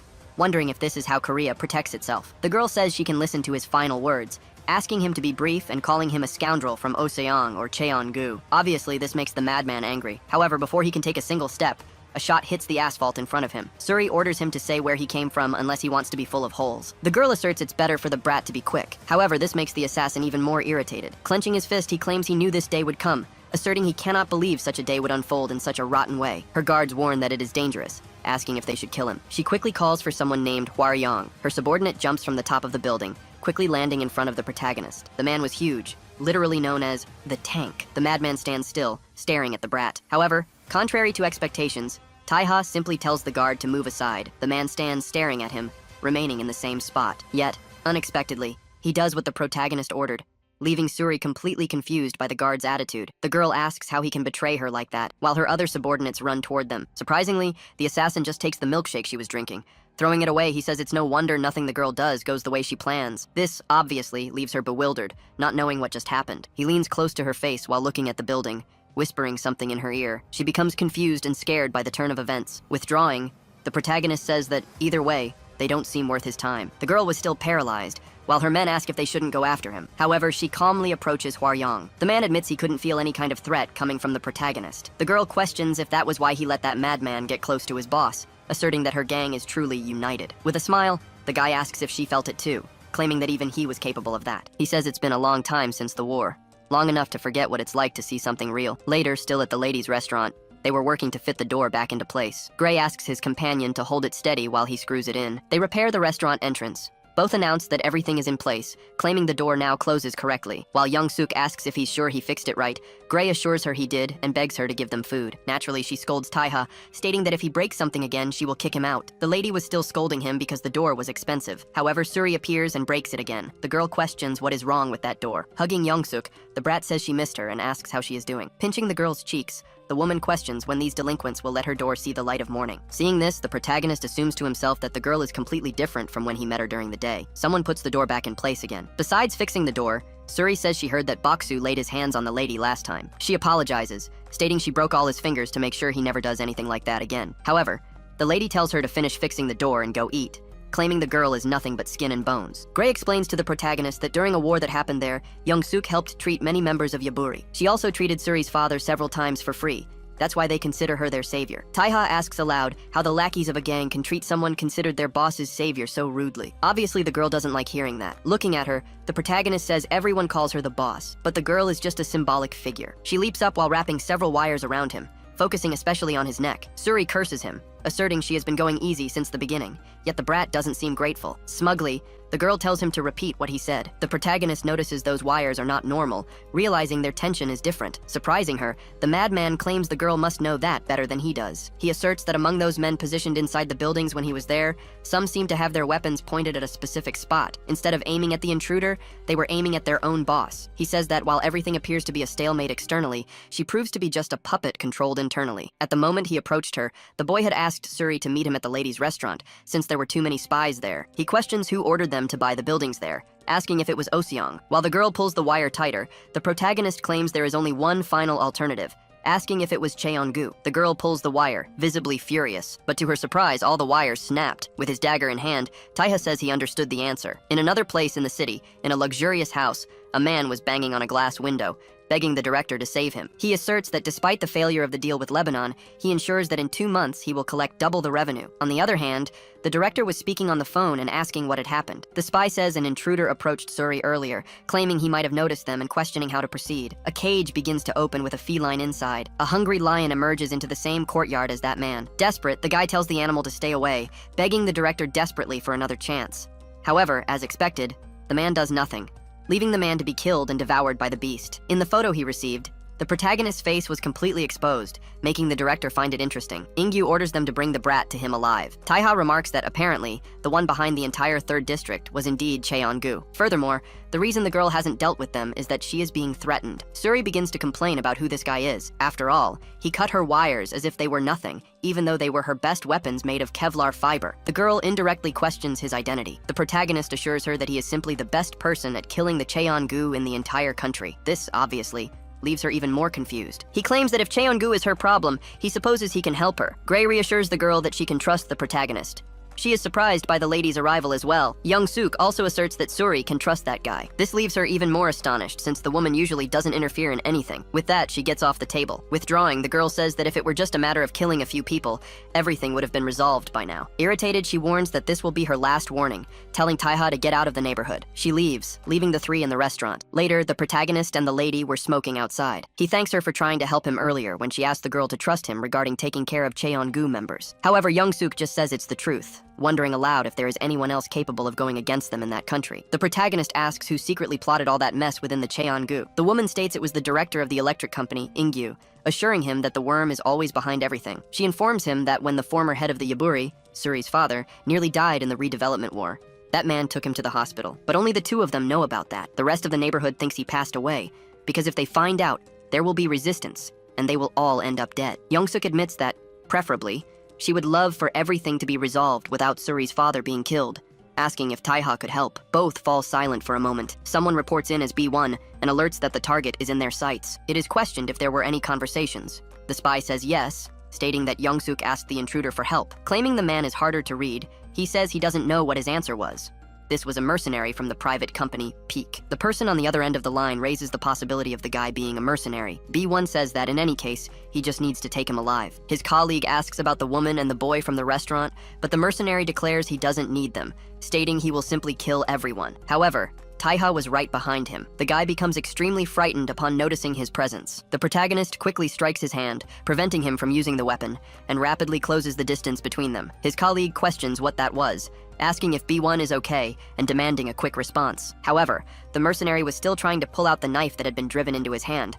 On the other hand, the boy calmly walks to the position where his enemy had been watching him earlier. Picking up the radio that was lying on the ground, he claims to be B1 and tells them not to worry. Saying goodbye, he says he will see them soon. After some time, the following day, in the hospital separated from the Cheongu, a guy is eating something while stating he had requested that all contracts be completed yesterday, questioning if Suri took his words seriously. The girl says she is trying to convince everyone to sign the papers, stating that this way they can prevent problems later. Her father was breathing through machines, clearly with great difficulty. Ingyu says he truly doesn't see useless people as human beings. While stabbing something into the man's leg, the madman assures her that they are just pieces of meat in his view. Obviously, the girl is shocked and screams at him. Still striking her father with the fork, the director says the machines are beeping wildly, claiming this proves he is alive and stating he is doing his best to keep that piece of meat breathing. Suri, being very nervous, assures him she understands, saying she will provide all the signed documents no matter the cost. She trembled as she begged Ingyu to stop, claiming she will do exactly as requested. He grabs the girl by the face while she begs for him to just leave her father in peace. The madman calls her a lady of the night,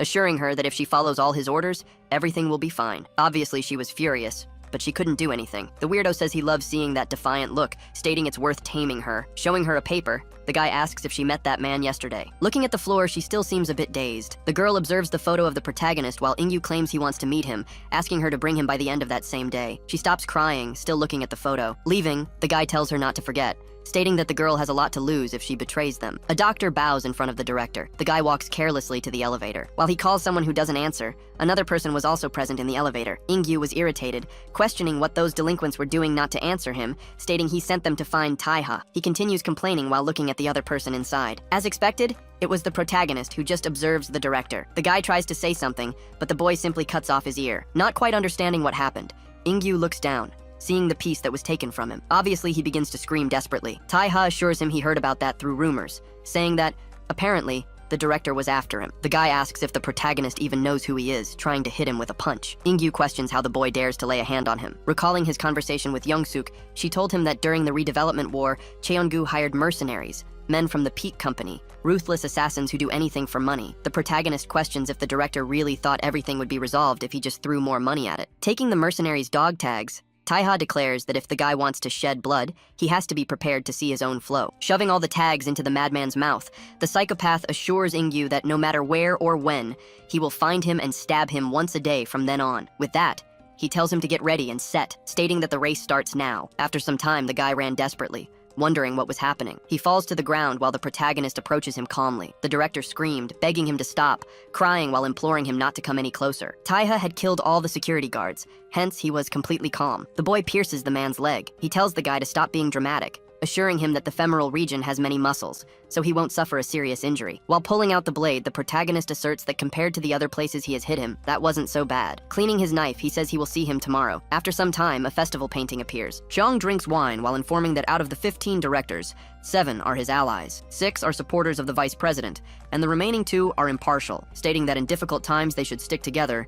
He claims it's a shame. Another person agrees, saying they can hardly imagine how distressed the late chairman would be by this. They say that the 2 impartial ones can only be persuaded with action, assuring that the younger ones are outperforming the vice president. However, unexpectedly, Chiang calls for Ingyu, saying he heard he is working on the Jiangxiao redevelopment case. He questions if he can expect good things by the time of the meeting. Nervous, the director just agrees, giving him total certainty of it. However, the man begins to laugh, asking him not to be so formal and questioning the reason for all that nervousness. In a terrifying way, the madman tells his companion to try his best so they can avoid any future hostility. While placing his hand over his latest wound, Ingyu assures him he doesn't want such a thing. Later, he heads toward his car, sitting in the back seat while in great pain. Recalling the protagonist's words while he pierced him with his dagger, the guy curses him, claiming he will destroy him next time. His driver questions if he should take him home. The director kicks the seat, questioning if that kind of question is really necessary. Causing Ingyu to lock everything that can be locked, Taiha appears from the passenger seat, questioning if the man has committed a crime. Obviously, the madman is in disbelief that he managed to get there. Taking his blade,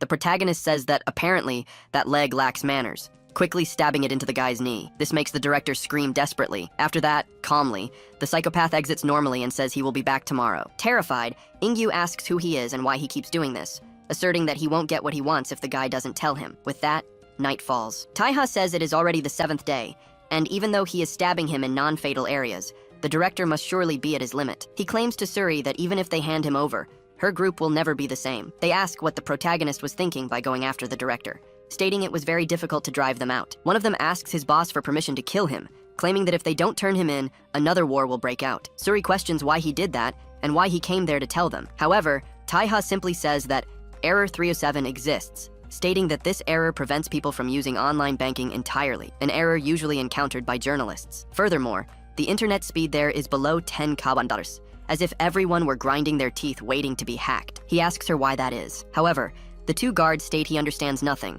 claiming the guy is just an outsider. Even knowing all of this is because of Cheon-gu, she still stands firm for her families. He asserts that if she only wants to protect her family, they should have stayed out of the way, questioning why they didn't fight back. However, Suri just hangs her head, not knowing what to say. Leaving, Taiha says the director will try to handle it alone since he cannot disturb the board, telling them to get ready. Hwaryong asks what the boy gains from all this. He claims he will earn the title of director at Cheon-gu. Later, in the same house where Ingyu released the lion to eat his subordinate, a man says this is a tragedy for both of them. The CEO of the mercenary company Peak says he never imagined the powerful director would be suffering such humiliation from an outsider. However, Ingyu tells the guy to shut up, claiming he doesn't accept this because he likes it. While smoking, he curses the protagonist, saying that if it weren't for the board meeting, this would have been resolved already. In-sik asks why he doesn't just mention it, but the guy fervently denies the possibility, assuring him that they call that meeting symbolic. He claims it will be able to completely reorganize Cheon-gu. He asserts he has always maintained a friendship with Cheong, and that after he is finally appointed, he will have a sort of god by his side. He says the CEO better give it his all too,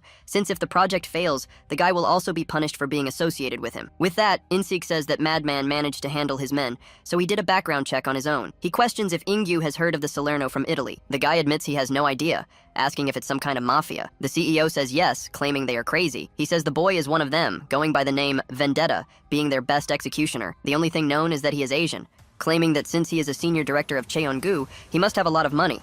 In-sik questions how much he needs. He says if a nuclear bomb has appeared, they will need to create their own bomb, declaring that someone who rivals him has been called to Korea. He says that Jerome is a guy who has crossed paths with this Vendetta twice before, but survived to tell the tale. However, the director says he should have found someone the protagonist actually fears, not someone who just managed to survive. Nevertheless, the man explains that the boy is infamous because he chases a traitor even to the ends of the earth. He recounts that Vendetta once went into the Amazon rainforest to hunt a traitor, surviving only on insects. Ingyu questions if that doesn't just make Jerome someone who is good at running away, but In-sik says if that were the case, Jerome wouldn't have come immediately. The CEO informs him that the commission fee is $700,000 up front, $300,000 later, and another $300,000 for brokerage, claiming it was very difficult for him and his men to bring that guy in. The director questions how many men In-sik still has. He assures him that if he wants his company to participate, the payment will have to be doubled. The director makes a call, ordering them to take 200 kilos of banknotes to the first floor of the basement. With that, the elevator door opens. Inside, something sparkled with the reflection of the light. He questioned the CEO if it really made sense to spend $1.3 million to kill one man. Ingyu says that there are 200 kilos of 50,000 won notes there,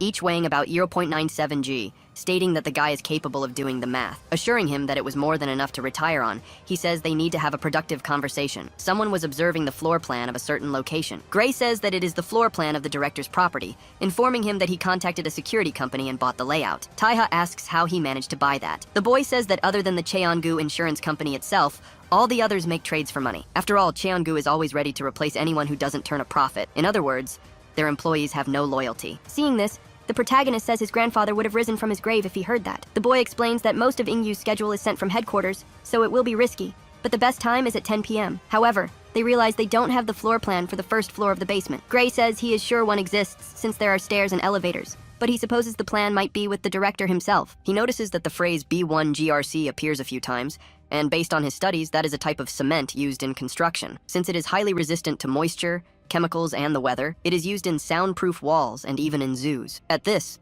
the protagonist remains pensive for a moment. Taiha asks the boy to do him a favor, and Gray says he's listening. Vendetta approaches the boy and whispers something in his ear. He asks why so suddenly, but the protagonist just says he supposes he will need it. Gray says he has that at home, but he never thought the guy was the type to use those things. However, Taiha claims there isn't a type for these things, asking the brat to keep an eye on the CCTV for any intruders. After that, he leaves the restaurant calmly. Someone asks if he is going out again. Hwar-young questions if the madman is going to provoke the director again. The protagonist says he finds it hard to believe someone being stabbed every 24 hours would see it as a mere provocation. He informs him that he has been there since the revolution of the 90s, and because of that, he knows how to identify true talent. Even so, he has never heard of him before, asking who the boy is. Taeha questions if anything would change if the man knew who he was. The big guy seems to get a bit irritated by this, warning that if he refuses to explain, he will be considered a threat to the boss, and he'll have to eliminate him right there. The protagonist just observes with indifference. He says the man has an idea of his opponent's skills, yet wants to fight fairly instead of planning for an advantage, claiming that it appears he was part of the Oseong gang. As he leaves, Vendetta says he also trusts his skills, which is why he will leave that place in his care while he is away. He guarantees he will personally compensate him in case of redevelopment, offering 10 times what was initially offered. Night finally falls. The director's mansion was quiet as always. The protagonist had managed to get past the entrance security. With caution, the assassin opens the door slowly, using his knife for leverage. Soon he begins to walk through the rooms looking for his target. Seeing how quiet everything was and with the lights out, Taeha supposes that maybe Deary hasn't returned yet. However, he notices the stairs Gray suspected led to the first floor of the basement. Wondering if that was the entrance, the madman simply begins to descend the staircase, ending up in front of a glass wall showing a lion's habitat. To his surprise, the door slams shut. Ingyu speaks through a loudspeaker, claiming it's good to see him again. Obviously, Vendetta realizes it was an ambush. The director says he suspected from the start that he had gotten hold of his schedule. After all, the boy always knew when to attack, calling the assassin a loathsome insect. With that, the lion's cage opens. The guy says it doesn't matter how skilled the protagonist is with his knives, he will never be able to face 2 lions. Logically, the felines begin to roar, showing they are the predators. Ingyu states he couldn't do anything in the 3rd district because of the Oseong thugs, but now he has the perfect excuse. He declares that while he is eaten alive, that place will collapse as armed assassins infiltrate. He assures that tonight, the boy and all the scum of the 3rd neighborhood will be eliminated. Calling the lions by name, the director orders both to attack him. With that, the lions begin to approach him, quickly running toward their prey. Obviously, even the protagonist feels fear in a moment like this. However, he pulls out a fire spitter, handgun, and even criticizes their names, saying both are males. He finishes both off with bullets. Seeing this, Ingyu no longer knows what to do, as his plan has gone completely wrong. The director asks if that was a gun, questioning why the psychopath wasn't using his knives. However, Taeha says daggers are for humans, asking if the guy thinks he's in a comic book to imagine someone would do that. Speaking on the phone, he contacts Gray, noting that he is not without communication. Cutting the splint from his arm, he warns that an attack is coming soon, asking the boy to tell Suri to get ready. At this, Ingyu begins to tremble with fear and nervousness, recalling the story of how he entered the Amazon forest just to hunt a traitor, surviving for a month consuming only insects. He freezes more and more as he sees the calmness with which the protagonist speaks on the phone. Vendetta, in a terrifying manner, looks at the camera, stating that while Gray does his part, he will hunt down the director. The boy warns everyone that Cheongu is heading their way, specifically alerting them about the Peak Company. He confirms that the message ends with Taeha asking them to wait for his return, as he is going to capture Ingyu. Furthermore, since that fight was inevitable, the best choice is to face them head-on. If they don't, it will be the end for everyone. The Yaburi members are outraged, claiming that the swindler must have fled after causing all that mess. Gray tries to defend his friend, assuring them that he will return, but the men tell him to shut up. They say the brat doesn't even know what the last war was like, mentioning that children his age died, leaving their parents in mourning to this day. Stopping the boy, Young-suk also guarantees everyone that Taeha will return. Some question what that man is to the lady, but another person declares that it's enough. The advisor, Suyeon, orders everyone to be silent, stating that this is not a decision to be made by them. He asks his boss what they should do. The girl was obviously also irritated and worried. Suri says she didn't see the last war because by the time she returned, it was already over. Leaving them confused, the girl says she was afraid of losing her father, and because of that, she became Cheon-gu's puppet. Apologizing for deceiving them, she asserts that now is the time to end it all. Therefore, all members of the Yaburi gang must join together and drive Cheon-gu out of there once and for all. In-sik informs them that the director's plan is to kill everyone residing in the 3rd district. Since no owner has a right to significant apartments, the construction company can obtain greater profits by selling luxury units. Even if the truce with the Oseong prevents them from attacking, with the appearance of the intruder Vendetta and the assassin pursuing him, the story changes. His men remark that, apparently, the assassin is bait. The bald man confirms this, claiming that the despicable Cheon-gu is good at what he does, warning that it is strictly necessary for them to stay out of the fight until the Oseong gang arrives, since Vendetta and that guy will be the ones responsible. Jerome was observing everything unconcernedly, admitting that he initially expected nothing. He says it's actually starting to captivate him again. Asserting that he smells war, He says Korea seems like a very interesting country. The company's CEO gives the order to launch the drones. With that, a van is shown in an alleyway, and another in a parking lot, surrounded by combat drones. All of them had bombs attached to their frames. In-sik says that, unlike the previous war, they will no longer need to limit themselves to small arms. He laughs, claiming they are mercenaries. As such, as long as there is money, there are no rules, ensuring they win every battle. As a car travels at high speed on a highway, Ingyu questions the CEO whether his men are on guard, desperately asking him to confirm it correctly. The man tells him to relax, assuring the director that he must be more protected than the president since 70% of his men are on guard duty. He starts kicking the back of the driver's seat, telling the bald man to say that after being stabbed in a public sauna. He orders them to just monitor the surroundings, claiming that Psychopath threatened to hunt him down. The protagonist was inside a car. Ingyu notices and says that vendetta is approaching. Taiha says to himself that installing trackers on all the director's cars was something that paid off. Furthermore, he is worried about how Gray and the others will handle things in the district, claiming he needs to finish this soon. In one of the security cars, a guard warns the driver that the assassin is right behind them. The man questions how that madman knew they were there. While preparing to fire, the soldier asks how fearless this vendetta guy is. With that, he fires a burst through the windshield toward the driver. Somehow, the protagonist manages to survive without being hit. However, his car seems to lose control. The security guard warns the others that the black sedan behind him is the target. A bus aligns itself with Taeha's vehicle. He is surprised to see it, while they command no one to lower their guard. Several soldiers prepare their rifles through the window, stating they won't give him a chance to catch his breath. However, the protagonist quickly slams on the brakes while throwing himself against the barrier. He breaks one of the doors while simultaneously jumping from the car, using it as a sort of board on the asphalt. Obviously, his car flips further ahead. He looks back, startled, trying to figure out the next step. After all, besides the various cars, 2 motorcycles were approaching with armed soldiers.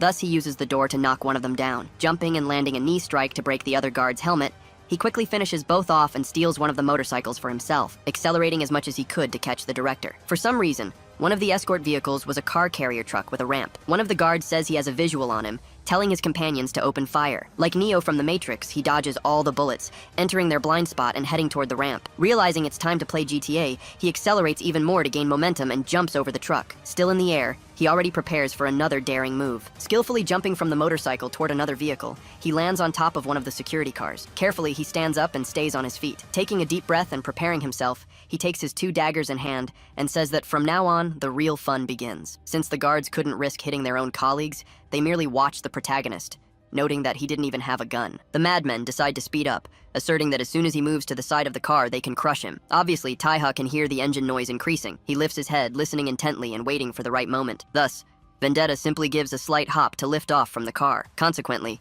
he heads directly toward the bus. The protagonist quickly prepares to enter through the windshield, taking advantage of the guard's difficulty in processing what just happened. With that, he breaks the glass and enters the vehicle. The soldiers obviously weren't expecting something like this, so they could barely react. Taking advantage of the situation, Vendetta quickly delivers fatal cuts to them. He passes through them like a brutal hurricane, literally disconnecting all of his opponent's heads. With that, he breaks the window separating the driver and sits beside him. Obviously, the guy doesn't know what to do in that situation. He could barely fathom how a motorcyclist who was flying just a moment ago could have ended up there. Handing over some money, Taiha apologizes and asks if the guy could speed up just a little more, assuring him it won't take long. In the district, it is reported that drones have been confirmed within a 600-meter radius, claiming 16 of them have been spotted. Gray warns that they have separated to hit them at a lower altitude. Furthermore, based on their speed, they appear to be FPVs. Suyeon says it's exactly as they expected. A few hours earlier, Suri had questioned the Major about how the last war was fought. The guy informs her that Cheong and Oseong only fought at predetermined times. She says it's ironic since they aren't in medieval Europe. However, she asks why the war was contained within the district.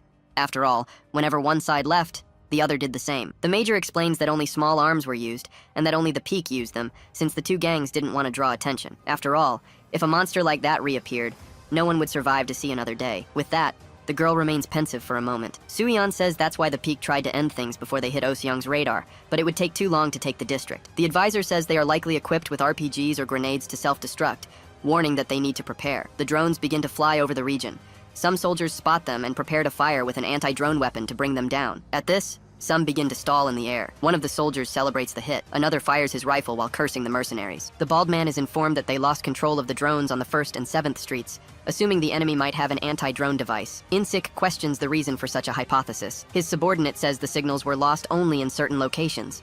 Obviously, the CEO becomes furious, asking if the Yaburi have radars. Furthermore, an anti-drone weapon isn't something you see every day. Laughing, he assures them that won't be enough to stop them. Suddenly, Gray is incredibly surprised. They try to understand what is happening with the drones, reporting that there are many of them, assuming there are at least 100. Insik asks if they really thought his company would start a war with only 10 to 20 drones. Anti-drone devices only block a small area. When you point it elsewhere, the signal returns. Now, with hundreds of drones scattered across the sky, the man wonders how many they can actually suppress. With the previous war resulting in the renovation of most buildings in the district, a simple command allows drones to be sent anywhere. The CEO says he is anxious to see how many survive with 800 explosive drones after them. Someone warns over the radio that drones are infiltrating through the ventilation, noting that they apparently know the layout of the house. Suyeon orders everyone out of there, claiming those have already been programmed, so there's no way to stop them. Smiling, the major assures him that the boss is already on her way there. Someone calls the bald man and says there is something strange in the sky. Insik looks up, confused. The sky seems normal as always.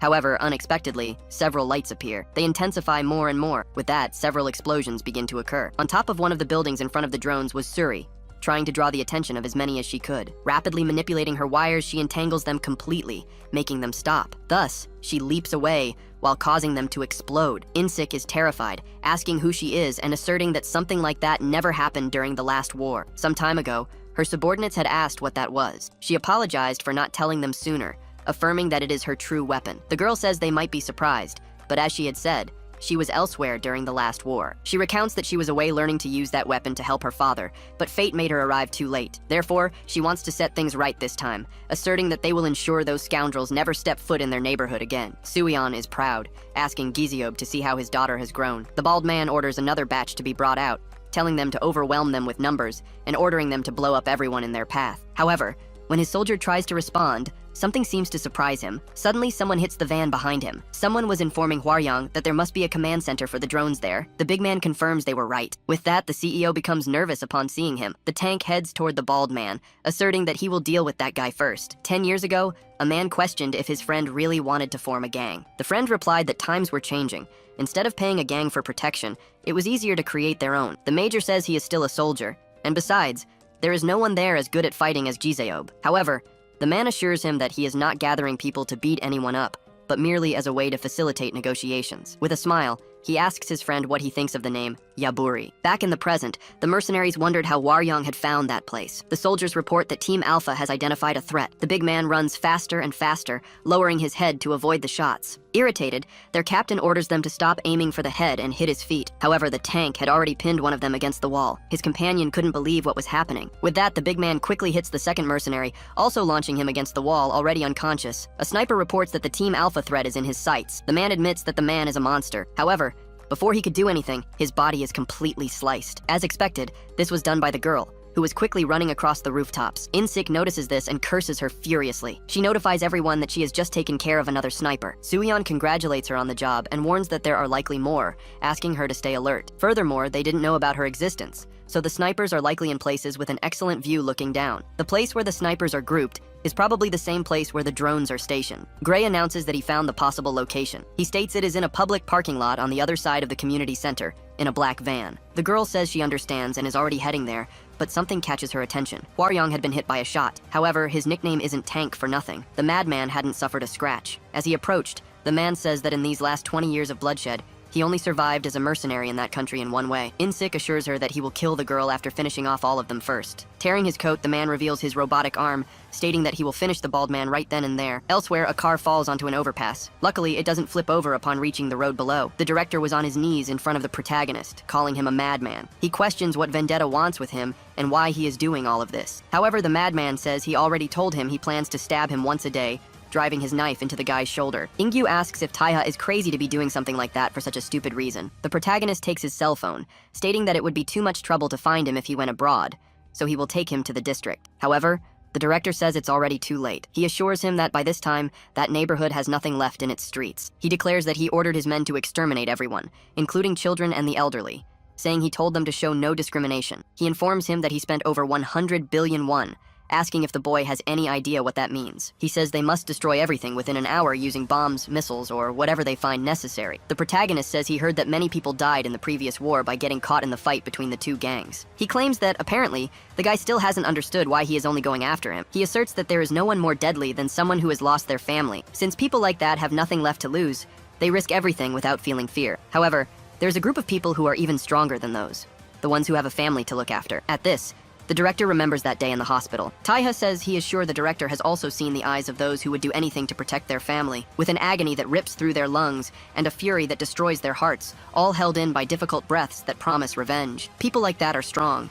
and the one who made them that way is none other than himself. Therefore, the protagonist tells the guy to shut his mouth and follow him in silence. However, Ingyu asks if the boy really thinks things like family and revenge are actually stronger than money. Back at Hwaryong's fight, the mercenary admits he never would have imagined he was a former Oseong member, the 16th in command of the gang during the last war. While dodging shots, the big man says that is in the past. Swinging his axe, Insik asks his opponent not to disparage himself, stating that everyone knows the meaning of that rank. Anyone within the top 20 in Oseong is considered one of the strongest in the nation. Suddenly, Suri's wires emerge in the middle of the battle. The girl quickly manages to entangle the bald man completely. While cursing the girl, the guy wonders what kind of wire that is that he can't even cut. She says his name, claiming she heard he was the one who killed the most in her entire city. Cursing him, Suri promises to take his head to quiet the grieving hearts of all those who remain. With that, Hwaryong leaps toward him to deliver the final blow. The CEO tries to ask them to wait. However, to his luck, Jerome appears and saves him from there. This obviously surprises the big man. Not much different from him, Suri also doesn't understand what just happened. The guy asserts that because he chose toys like drones to win,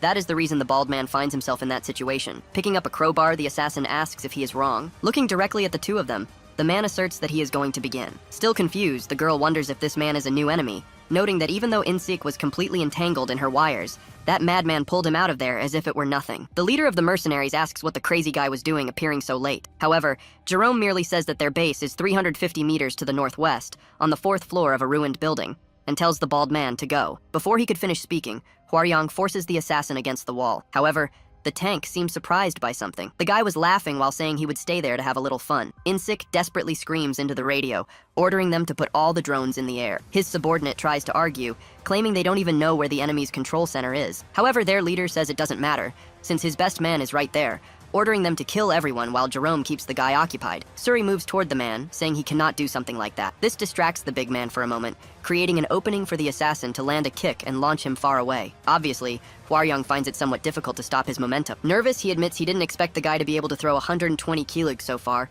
noting that, based on his form, that wasn't even his full strength. The big man assumes that this guy is truly promising. The girl calls out to her friend, but he asks his boss not to worry, asserting that he will handle things there. The girl says she will deal with the drones, asking him to take that man down and bring him to the base. She says it's an order, telling him to finish things there in the next 5 minutes, because if the peak arrive first, it's the end. However, Hwaryong becomes extremely startled by something. Jerome appears beside the girl, questioning if she's already leaving and asking her to stay a little longer, claiming it would be more fun that way. Suddenly, the big man lunges, preparing to punch him. Landing a heavy blow on the assassin, he sends him flying. The man again asks her to leave it to him, assuring her he will catch up soon. The girl simply nods and begins to run as fast as possible. Hwaryong mentally admits that if she had hesitated, he would have cursed at her until she left. He is surprised that she isn't losing her composure, even though it's her first war, stating that it must be in her blood. However, Jerome begins to laugh, questioning if that isn't a surprise. He assumes that if he takes a few more punches like that, he really might end up dead. The big man complains about how he survived a direct hit to the chest, questioning where the guy came from. His opponent says he's from the Philippines,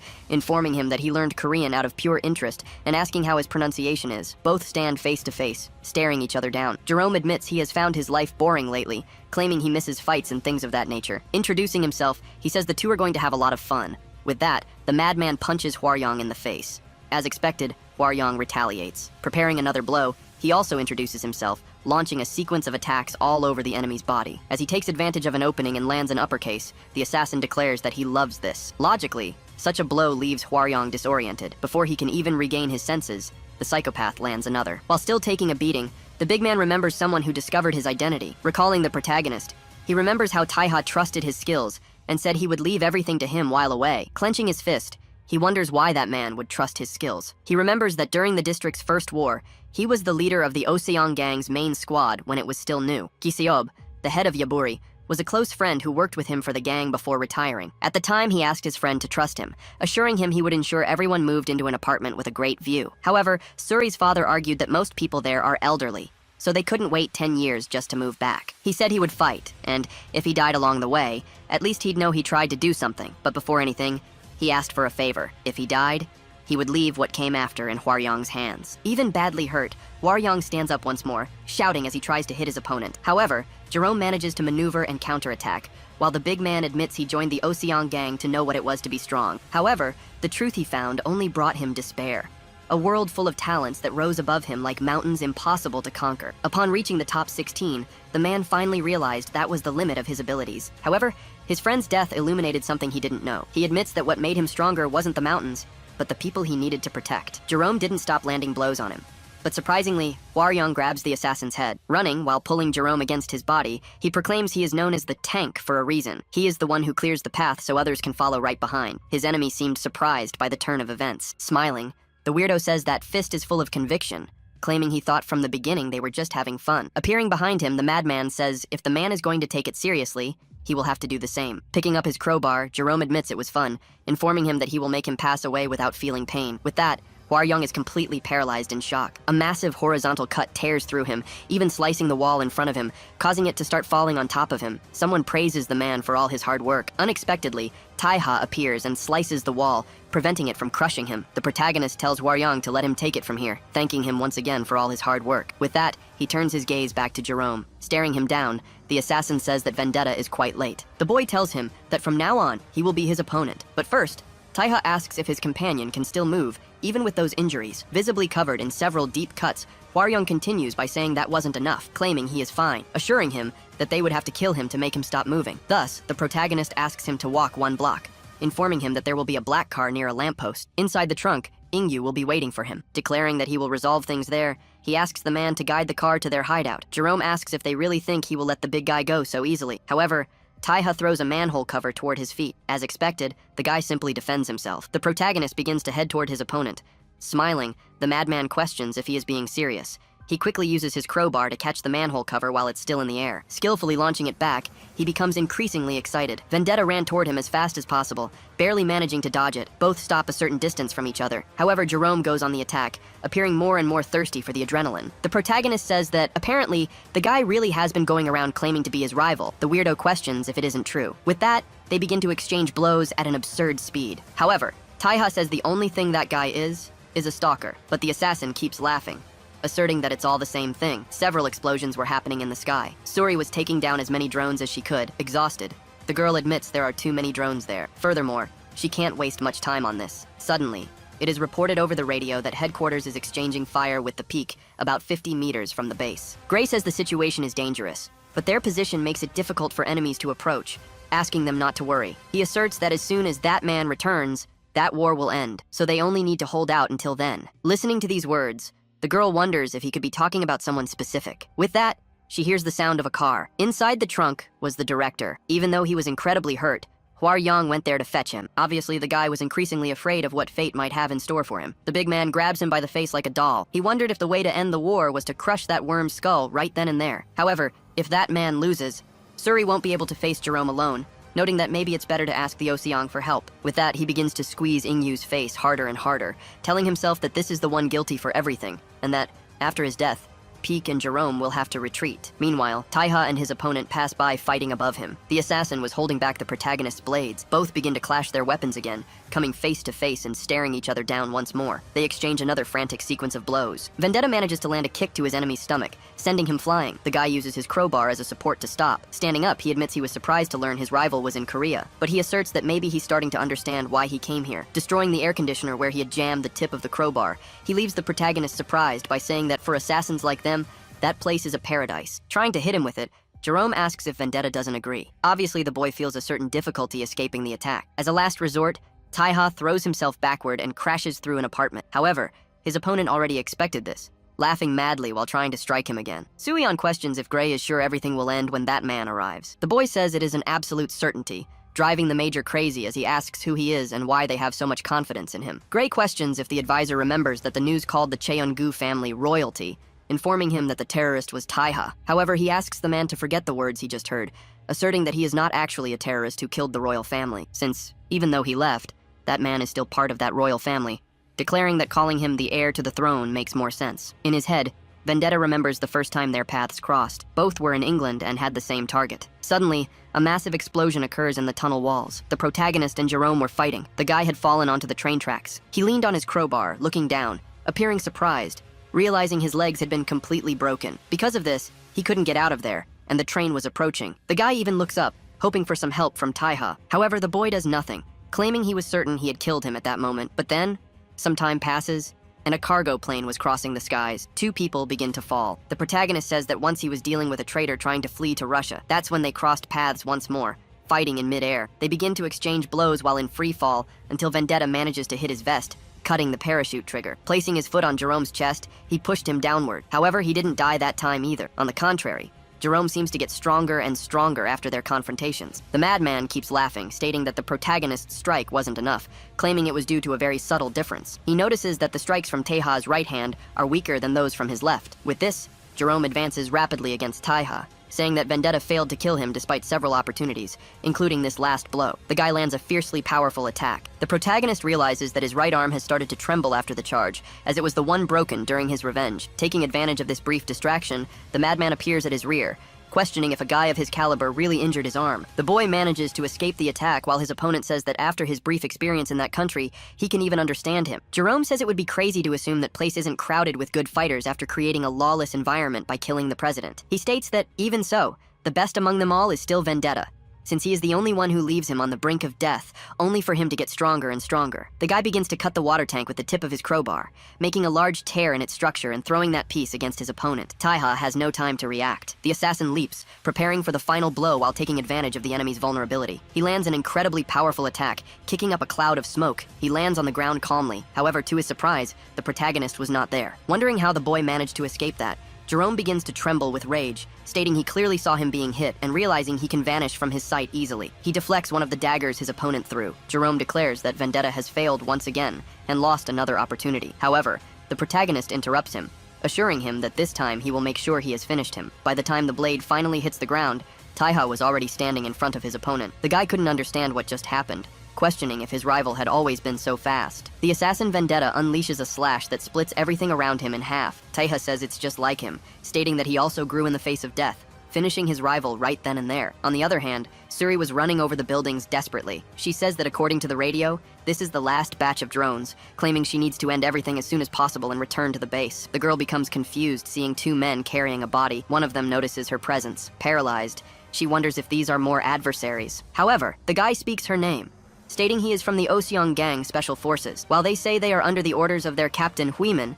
the captain himself appears in front of the protagonist. He warns that he has received orders to kill him, questioning Taiha on what he should do. Both stare at each other after that unusual question. The protagonist remembers him, also wondering how he knew his location. He realizes that he must not be one of Ingyu's men. Furthermore, if the guy wanted to kill him, he would have ambushed him instead of revealing himself. The boy says he thought the man was special, noting that, apparently, he is part of Oseong. Huimin asks if he wants a thank you or something, claiming he should know that one cannot make a mess there. Taiha says the guy probably didn't get the full story, but assures him that he wasn't the one who made the first move. Just as the two were about to start discussing details, the madman begins to rise like a zombie behind him. This obviously leaves both of them completely speechless. Barely able to speak, Jerome admits that was quite serious. Logically, Vendetta grabs his other dagger that was lying on the ground. However, the corpse managed to dodge. The madman pulls a grenade from his pocket, throwing it and saying he'll see his friend another time. The other two are flashed by the blast. The protagonist scans the area with his eye, trying to find Jerome. He begins to walk, wanting to go after the zombie. However, Huimin stops the boy,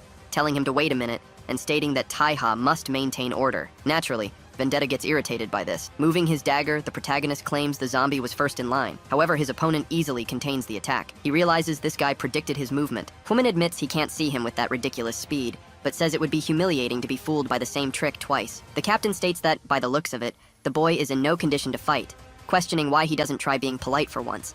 He admits the guy always seemed strong to him, but he is a promising talent who hasn't yet reached his full potential. In that case, Huimin must be someone capable of pushing things within the gang. Both take their distance from each other. The protagonist says he had noticed this before, but considering his skills, his opponent doesn't seem to have blood on his hands, asking if he is right to claim that Huimin has never killed up to this point. The man tries to land a blow, but Taiha disappears, leaving the guy surprised. The protagonist was already behind him, smiling as he watched him. However, surprising the boy, the captain also increases his speed while claiming he has beaten many, until they formed pools of blood. Seeing that, Vendetta is astonished by that ferocity. Even so, he dodges the blow, telling the guy to go to the third floor of the abandoned building 450 meters northwest of there, informing him it's their hideout and where the residents are. He asserts that even if Huimin is unable to kill him, he will gain something rewarding. But when he turns around, the man realizes there is no one left, standing alone in the middle of that alley, snorting with rage and stating he is fed up with that brat. The third district was in complete silence. The Oseong gang's special force speaks over the radio,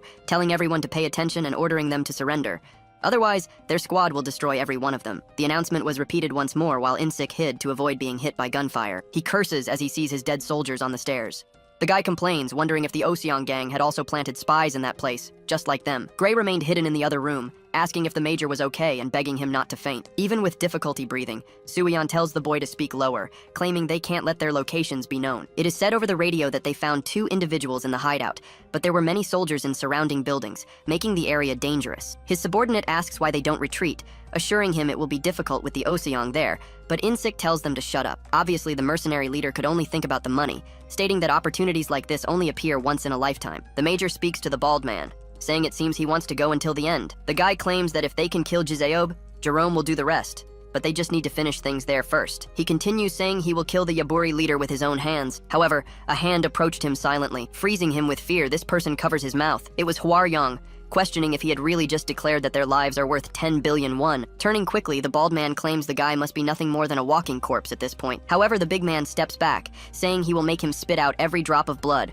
assuring him it's for everyone he killed, landing a punch in the middle of his chest. The force of the blow was so strong it made the mercenary leader vomit a large amount of blood and even threw him out of the building. The mercenaries in the building opposite are terrified, but before they can do anything, wires appear and they begin to be strangled. While jumping, Suri manages to decapitate them easily. On the other hand, In-sik had died from the fall. As she runs, the girl realizes that everything is finally over. After that, 5 minutes pass. Huimin had finally arrived at the building the protagonist sent him to. Upon entering one of the rooms, the guy asks what this is. At a makeshift table, Taiha asks the man to join them. The boy makes an observation, saying that at that table is the representative of the 3rd district, a representative of Cheongu, Ingyu, and finally, a spokesperson for the Oseong gang, declaring that apparently all the important parties are present. The protagonist announces that they will officially negotiate the district's redevelopment rights, claiming that everyone should come out happy. Still at the Yaburi base building, someone claims to their boss that they don't know how to put it, asserting they weren't deceived, informing him that they don't feel like the most appropriate person to speak there, questioning if the man could help. As someone approaches, the guy tells the old man not to grumble so much. He takes a deep breath after hanging up the phone and grabs a cigarette. At that, Taiha offers his lighter, saying it must be hard to work until such an hour. Huimin says that apparently the boy has started carrying his own cigarettes. The protagonist asks if the madman still hasn't gotten over that, questioning if he wants one in return, but he simply refuses. The captain admits he wasn't confident in his victory during the last fight, claiming that applies to many of his future combats. However, he asserts that if he has the chance to fight 3 more times, he guarantees he will beat him. The boy just watches him in silence. Irritating the guy, Vendetta says it's a shame the fact that he only has 1 life. With that, one of them finishes smoking his cigarette. As the protagonist withdraws, Huimin asks how he can be alive and well after having faced Junsu. He says he won't tell him anything there, declaring that whether the guy likes it or not, he will know everything the next time they meet. The captain smiles, saying the brat never gives direct answers, asserting that he wants to see if Taiha will act like that with the man who is about to arrive. After some time, returning to the abandoned building, Huimin returns accompanied by 2 other men, including Jae-pil. Upon entering, Hwaryong promptly bows, revering them, introducing himself as the former leader of Group B from the Incheon branch, claiming he is sorry for making the vice president go there. The old man says it's been a while since he last saw him, noting that the man has some injuries. However, the guy says that fortunately, he isn't having trouble moving. Jae-pil claims that apparently Hwaryong is the problematic one there, asking to stop with the formalities since he is no longer part of the gang, telling him not to bow to others so easily, saying he didn't let him leave so peacefully to be received that way. Even Huimin notices the strange atmosphere. The big man admits it's already surprising to see the 7th, but he never imagined seeing the 2nd in command going there. He was the one who transformed the gang into an organization incorporated into the political system. When he was appointed as vice, an uproar occurred, admitting that the guy always led them to victory, where violence is not an option, supposing that this is more problematic than Cheongu. Everyone falls silent as they hear his footsteps approaching. Jae-pil introduces himself and says that, before they begin, there are some matters he would like to address. Ingyu was still tied up while grumbling non-stop. The man asks to untie the director, asserting that he refuses to negotiate anything until then. Unlike Suri, who becomes revolted, the protagonist simply says that the man is a criminal who violated the agreement. Taiha was going to say something else, but the old man tells him to shut up. He claims the boy is an outsider who shouldn't even be there, assuring that one more word and he leaves. With that, he has to remain in silence. The man again orders that they release the director. while Huimin is happy with his superior's attitude. Since he couldn't speak, the boy just nods to the girl. She does as she was asked. Jae-pil says there is a car waiting for him outside, ordering the guy to go first. Ingyu begins to withdraw, assuring them he will pay his debt, telling everyone to wait and promising he will make their deaths as painless as possible. Suri obviously was furious with everything. The girl asks what the old man's problem is, asserting that he was being betrayed by the manager, and even so, he did that. However, Jae-pil asks how the bitch expects him to believe everything they said. This leaves her even more confused and indignant, questioning how he could know if it really was a breach of agreement or some kind of internal fight between the two. She slams the table, asserting that the director held her father hostage, the man who was almost killed by their third best subordinate. Looking at the protagonist, the guy asks if he wasn't the one who stabbed Ingyu in the hospital. This obviously leaves her without an argument, asserting that if the director really were threatening her people, there would still be no reason for war. Therefore, after they provoked and threatened that man with an outsider, his duty there is to hold both accountable for breaking the contract. After that, Jae-pil asks if they have any data strong enough to refute him. Visibly, the protagonist was dying to kill them. On the other hand, Suri says that, in that case, they no longer have any interest in negotiating with the Oseong gang. The guy says that decision is no longer in the girls' hands, since they accepted the terms of the agreement but violated them. The representative warns that in 24 hours they will send a proposal, informing them that they will have another 24 hours to respond. With that, the three leave normally. Suri kicks the table, extremely irritated. Trembling, the girl says she couldn't even say everything she wanted, declaring that Jae-pil didn't want to negotiate from the start. Taeha just agrees with her. She also supposes there is a spy among them, since the old man knew everything before even arriving there. The girl looks at the protagonist, asking if everything is at least according to the plan. He says yes, praising her work. On the other hand, the Oseong members go to the car. Surprisingly, the old man asserts that Huimin should go separately, claiming he doesn't offer a career to cowards who hide at the first sign of defeat. But, obviously, the captain doesn't like that, saying he explained exactly what was happening, declaring that he is still young and asking what he expected. However, Jae-pil didn't care and continued on his way. However, someone intercepts their car. As expected, it was the protagonist. The car came slowly toward him. Opening the window a bit, Jae-pil questions what he wants. The boy says that since both gangs are part of a larger power structure, it is important that they don't cross certain lines. Thus, if they lose the director who was just released because Cheongu recently lost its president, they will become more fragile. This would cause the agreement between them to weaken, especially if the person and the reason behind the disappearance remain a mystery. Asserting that for someone who had no need to negotiate with a stranger, he now has excellent reasons to discuss at least that. With that, Jae-pil recalls what he said at the meeting. Remembering Hwaryong, the man realizes he wasn't waiting for him, but rather awaiting the director's release. The old man admits he expected the boy to come after him, but realizing he isn't as foolish as he thought, he no longer knows what to think. The old man completely changes his way of acting, informing him that there is a spare seat and asking if the boy would like to accompany him. However, the protagonist says they are not familiar to that extent, claiming they only need to resolve things in a simple manner. Jae-pil assures him that he wouldn't set a trap this late in the game, mentioning that he simply knows of a great cigar lounge. Taeha says that only adds to the problems, as he is extremely picky about his cigars. The man says he heard Taeha had been away from Korea for a while,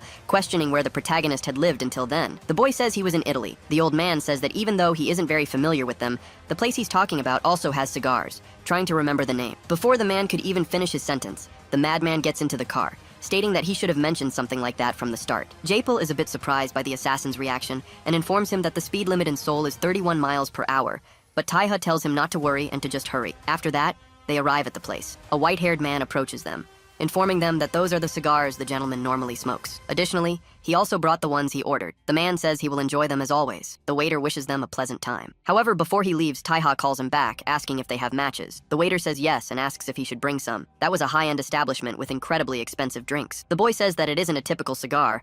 It's made with a Kentucky mix and enjoyed by workers as well as other classes. It is characterized by its considerable length, which is sometimes cut in half to be shared with partners. Giving a portion to Jae-pil, he explains that this is why it was named the Cigar of Friendship. A bit surprised, the man takes it, stating that it takes half an hour to an hour to smoke a whole cigar, noting that Taeha wants a conversation of 15 minutes at most. With that, both fall silent for a moment. The old man admits that the cigar doesn't seem so bad. He also assumes he doesn't care what happens to the 3rd district, as matters like that are not something that interests him. Therefore, he tells the real reason he appeared there. First, Huimin still doesn't know how to handle situations like that. Second, he didn't understand how someone capable of facing Cheongu royalty ended up in a place like that. The protagonist says he almost died that time, assuring him he is only alive because of the people there. He requests that the man offer the citizens guaranteed housing until the redevelopment plans are completed, providing the necessary relocation support for a new apartment according to Gangnam standards, without any extra fees. Jae-pil informs him that construction alone will cost 3 trillion won. If they provide all that support, the families will gain 10 times the value of the property. Taeha asks if they aren't there to negotiate, as he had the impression the man wanted to know about his plans for the future of Cheon-gu. However, the gentleman denies this desire, assuring him he is there for another reason. His true interest lies in the protagonist's knowledge regarding the committee, the largest conglomerate in South Korea, controlling advanced industries and entertainment businesses across the country. The Cheon-gu Company, the criminal organization behind the president's assassination, with rankings based on each member's skills. Oseong, the pseudo-religious organization with the largest chamber group, composed of all post-assassination presidents. The Eternal Life Sect, the largest crime syndicate composed of military elites and media magnates rejected by Oseong. The Dobang Association. Finally, the organizer of the committee, the Yaon House of Changju. Since 1990, these 5 parties have overseen the country through the committee. The only thing they covet is balance, the perfect balance of power shared equally. Hearing this, Taeha remains silent, a bit pensive. The protagonist says that apparently they fear Cheong will disturb this balance.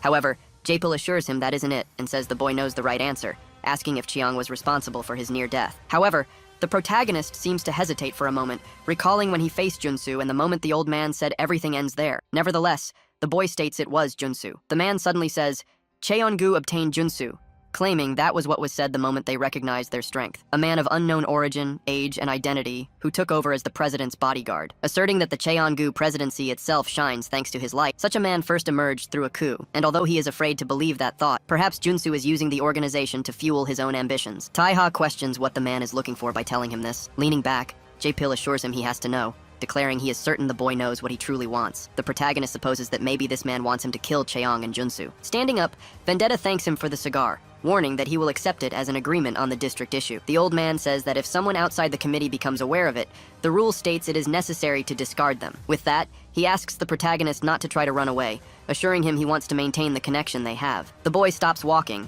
encouraging Jae-pil to look toward the future and observe the next Cheon-gu board meeting. Elsewhere, a fax arrives at an office. This was the 31st floor of Cheon-gu Electronics. One of the employees questions who could have sent a fax there, calmly reading the message that was sent and becoming surprised to see what was written. Elsewhere, in a kind of forest near a waterfall, someone was running barefoot on the ground. That was Pyodo, a director member of the board of directors, who was trying to hide with the same message in his hands. Calling the vice president, the man informs him that Ingyu announced he will not participate in the vote. The old man who was bathing remains still, visibly irritated. The man says he sent a fax warning that a proxy will be present. The ugly man asks who that proxy would be,